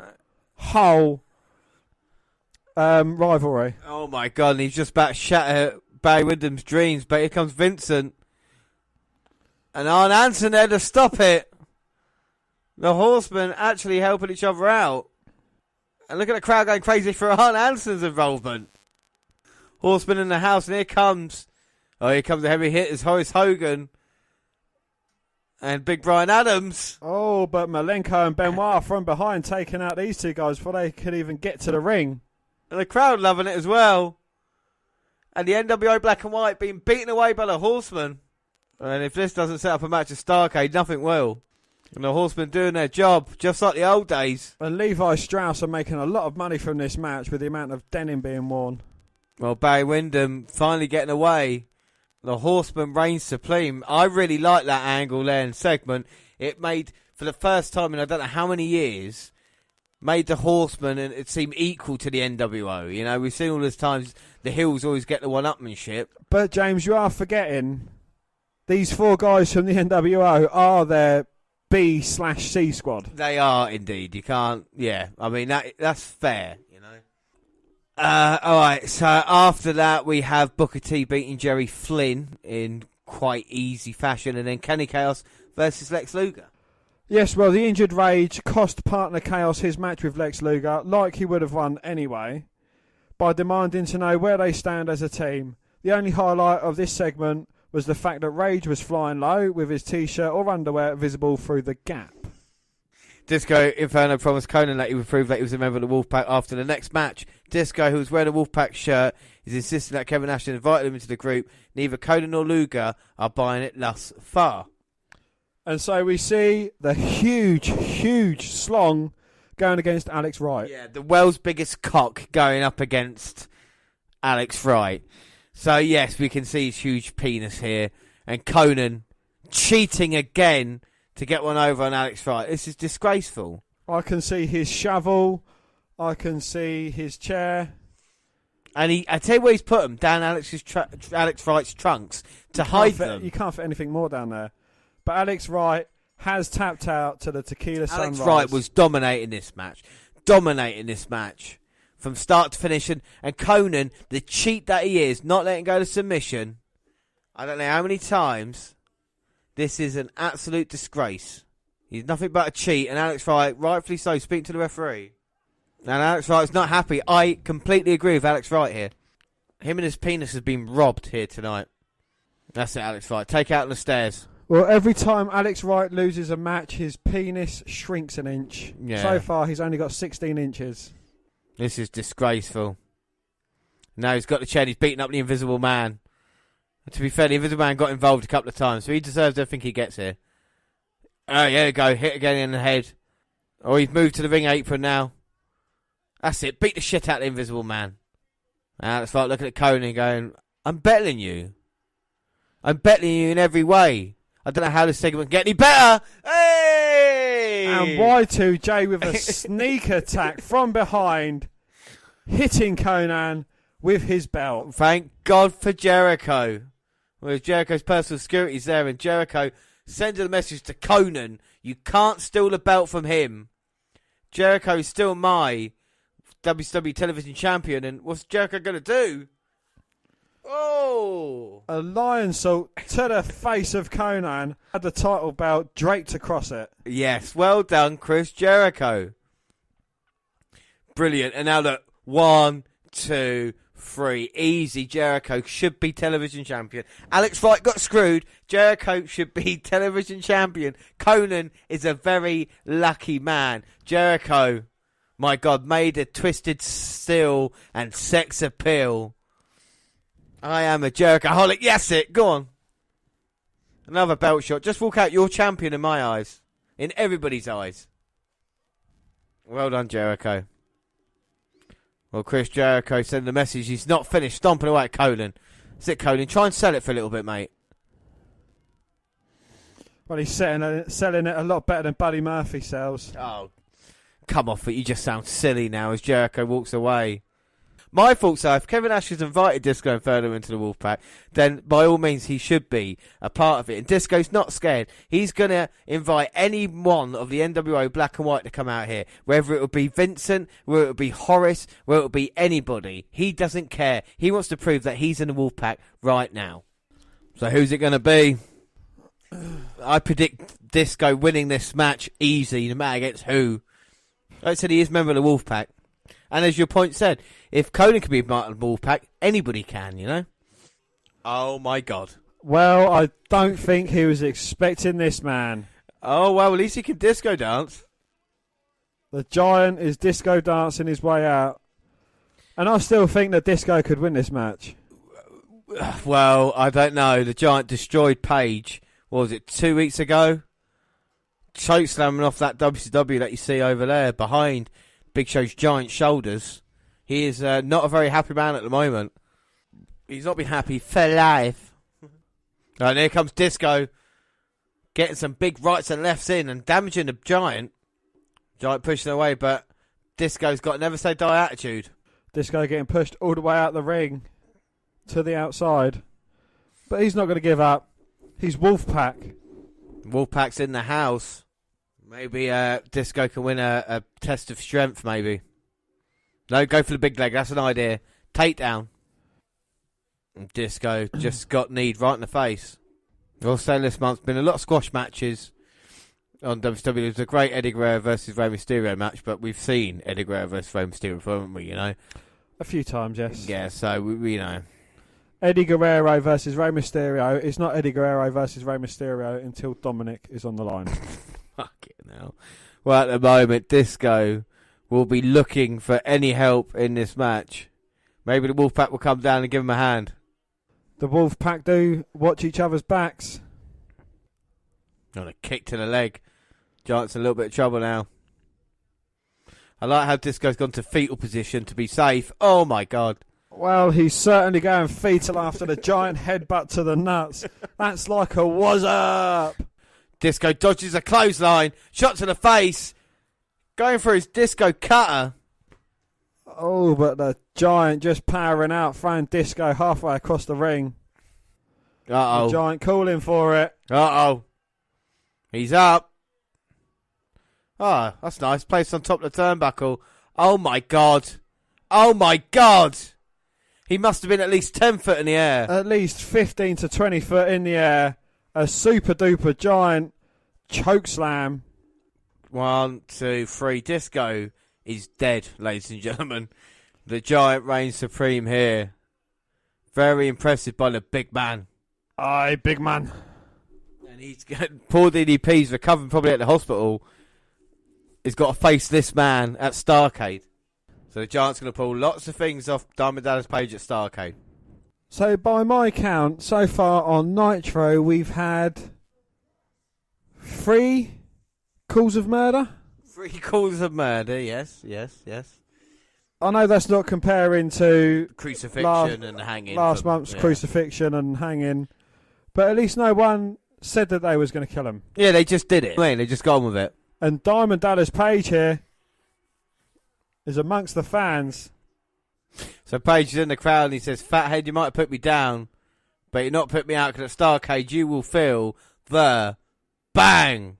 So DDP there. So For a WCW event, right, I know they don't normally do a lot of build-up, but I know for sure at Starrcade we're definitely getting the Giant versus DDP. We know that now. They're built up. I know we're getting Eric Bischoff versus Ric Flair, minus the heart attack. And I know we're going to get Kevin Nash versus Goldberg. Is that enough to sell me at the grandest show of all? Well, of course, we're going to have an undercard match. It seems like either Rey Mysterio... Well, Rey Mysterio is going against Juventud Guerrera. Oh, sorry, yeah. And the Cruiserweight title on the line, we're getting Rey Mysterio versus Juventud, and the winner faces Eddie Guerrero. You're right about that, Dan, sorry. And maybe Chris Jericho versus Conan, but that's not been official potentially, yet, yeah. Saturn versus the Cat, possibly. Maybe, yeah. Raven, what's going to happen with him and... Canyon. Yeah, Scott Hall is involved in the main event. We're just coming up now, but is Bam Bam Bigelow going to have a match with him? That may be making a little bit of sense. Will Bam Bam Bigelow get involved in the outcome of this match? Well, we'll see what happens. I don't know if it's enough build-up for me. I know we've got the free main event. I feel if it's a WrestleMania with no kind of all the matches, I know maybe going back to WrestleMania this year, WrestleMania 14, maybe the light heavyweight title match we didn't know about, or the Battle Royal. But apart from that, I think we knew basically everything. But I still think it's enough. It's got me excited for Starrcade. I'm looking forward to seeing Kevin Nash versus Goldberg. But first, Michael Buffer is announcing that Scott Hall has got an opportunity against Goldberg. Is the title on the line? The title is not on the line. The streak is. But the streak is indeed. Is that more important than the title? For me, at the moment, I think it is. You know, I think Nash does want to be champion back. He would love the fact of beating Goldberg's streak. Of course, we will bring you Starrcade WNR193, which will be WCW Starrcade, and we'll give you a Nitro and a Raw afterwards, and give you the points to who the winner for the year is, let alone the month as well. And the next episode will be the WNR194, and of course that's WNR for December. We've got TLC coming up as well, and then of course the Christmas episode, and the year-end predictions, and the WNR Awards. Indeed, yes. So still a lot to pay for between me and James. Mm-hmm. I mean, you know, our year-end predictions might seem outrageous at the time of doing them, but I've completely forgotten all of mine. I'm sure James has forgotten all of his. So it should build up for a good, tight finish. Yes, and we'll bring you that after WCW Starrcade, and then the new year we are going to bring so many live things to you. But let's enjoy our last match on this episode here today. Goldberg versus Scott Hall. And Goldberg coming out here, and he's been featured heavily recently. But let's see if he can dominate here tonight and send a message to Nash and Bam Bam and to anybody who thinks he's an easy target. Do you think the Goldberg chants have been piped into the crowd? I don't know. I think the fans are really into Goldberg. You know, I did think that at first, but I could actually see him chanting as well. Do you know what I mean? So I think Goldberg is the most over person in WWE by a country mile at this moment in time. Nash probably second, with people liked. Page is up there as well. And Conan, don't forget Conan. Conan is quite well liked. He's good. I would put him on a level like on New Age Outlaws if we were doing comparisons. Do you know what I mean? Conan is more over than he should be, and I think Jericho's not as over as he should be either. But then again, he's playing a heel, so he's not expected to be over in that way. And Mysterio and X-Pac probably about the same level for me as well. But here comes Goldberg. Ready for action here. Fireworks complete, and he's spitting fire. Unlike X-Pac, are we seeing Mysterio going against heavyweight champion? Well, this is the thing, we're not, are we? And this is WWE problems. But what I want to say about Goldberg, can you believe the streak is nearly coming to an end? You know, it's talking about Starrcade. It's nearly finished. We've been watching it since the very beginning. My problem is WWE haven't laid out the streak as well. They didn't lay out the numbers. You know, we kind of knew 40 and 50, and then it kind of got silly, didn't it? And it went 100 and 120, 130. If not, coming week in, week out, kept us up with the streak. And I think that's something they could have done, much like WWE did with Oscar. They let us know. I think WWE kind of learned from WCW's mistake. Yeah. In that kind of thing. You know, you just look out in the crowd, there's so many Goldberg signs there. It is crazy. Yeah, this is the thing, and he's over, and he's ready for this match against Scott Hall. Scott Hall's not part of the Wolfpack, he's not part of the NWA Black and White, but he seems to be involved right now with Bill Goldberg. And will we actually see a match finish? A main event match finish? I don't think so. We haven't seen one this. Will Bam Bam get involved? Will Kevin Nash get involved? I think Nash needs to get involved, have a face-off Goldberg, much like we saw last week. Obviously, Goldberg's got the power, in this match, really pushing Scott Hall away. And Scott's got the arm working it, but I think that's just frustrating Goldberg more than anything. Well, Goldberg turns it around, a couple of knees to the chest, and then F you. Yeah, pure power there by Goldberg. Hall might have helped a little bit, but he didn't need to. Goldberg is naturally strong. A big shoulder block by Goldberg. And just shouting in the face of Hall. Crowd are on their feet, which means only one thing. Big Sex is making his way to the ring. Well, you see him saying to be the man, you got to beat the man earlier. And Nash going to look on at Scott Hall and Goldberg just waving at Goldberg. Telling Goldberg to suck it. Well, Goldberg might rip him off and shove him down Nash's throat if he's not careful. Irish whip to Goldberg attempt. Well, Goldberg's going to need to have some eyes in the back of his head with Nash being ringside. Scott Hall looking to slam Goldberg, but Goldberg easily reversing it. Slams him down and looks at Nash and says, that's going to be you at Starrcade. Nash is not doing the right thing for me here. He's kind of making it a little bit of joke, and I think he needs to be a little bit more serious. Scott Hall shot from behind. Well, again, you know, Nash is part of the biggest heel faction going in WCW yet. The biggest face faction going in WCW yet. He's portraying a heel. That's why I don't understand. They should have got rid of the black and white or dealt with that with Horseman style before they got involved here. Scott Hall with a nice fall-away slam. Oh, my God. But Goldberg's up to his feet. I don't think Hall realises. Perched in position. He's going to run through Scott Hall. Oh, spear. Well, Danny hit the spear. And what happens after you hit the spear? Kevin Nash pulls you out the ring and Bam Bam Bigelow attacks you from behind. What? No. Oh, Bam Bam. Beat up Goldberg. Nash getting out of here. And as we end here, Bam Bam putting a hurting on Goldberg. No, Goldberg reverses. Oh, hits him with a spear. And he manages to get the Mastodon up. Jackhammers. Boom. Unfortunately, no. Nitro just ends. Dan, what are your WCW Nitro this past 3 episodes? Feeling frustrated. Feeling that urge that nothing is ever truly finished. Quite annoyed. You know, some of the stories, I wasn't keen on the heart attack angle. I think that is taken in really poor taste. I know, obviously, you know, they weren't to know what's going to happen in the future, so you can kind of play it off as them being slightly ignorant. It has got me. I want to watch Starrcade. Yes, yeah, me too. I feel exactly the same. It built it up. I want to see Kevin Nash versus Goldberg. I want to see Bischoff get some retribution from Flair. And like I say, I just want to see the event. It built up enough for me where I'm happy. You know, don't get me wrong, Raw, you know, is good in that, but Nitro did enough for me to pique my interest. How did the ratings go this month, Lo?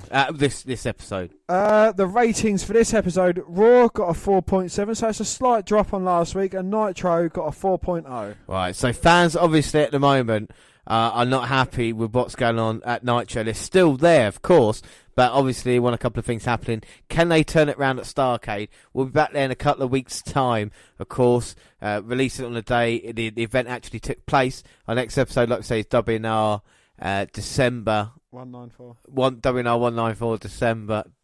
WNR 194 WNet Review for December. But that is it for today. Don't forget you can follow us on Twitter at WNet Review or at Vince McDan, WWE. I'm at J_Rollins. We're across all the Google platforms. We're across all the Google platforms. WNet Review on Google Plus. Send us an email at WNRpodcast@gmail.com. We're on Facebook. Yes, Facebook. You can come and find our page and give us a like with a WWE Network Review podcast. And come and find me and add me as a friend. I am Vince McDan. Subscribe to our YouTube channel, WNet Review Podcast. We've got clips on podcasts at the same time on YouTube. There are places like SoundCloud. On your phone. We're also on Spreaker Radio. We've got live shows coming in January. Stitch Radio and iTunes. But you can download, subscribe, rate and review there. But that is it. I have been James Rowlands, and as always I was joined by Dan White. Thanks for listening, everybody, and bye. Bye.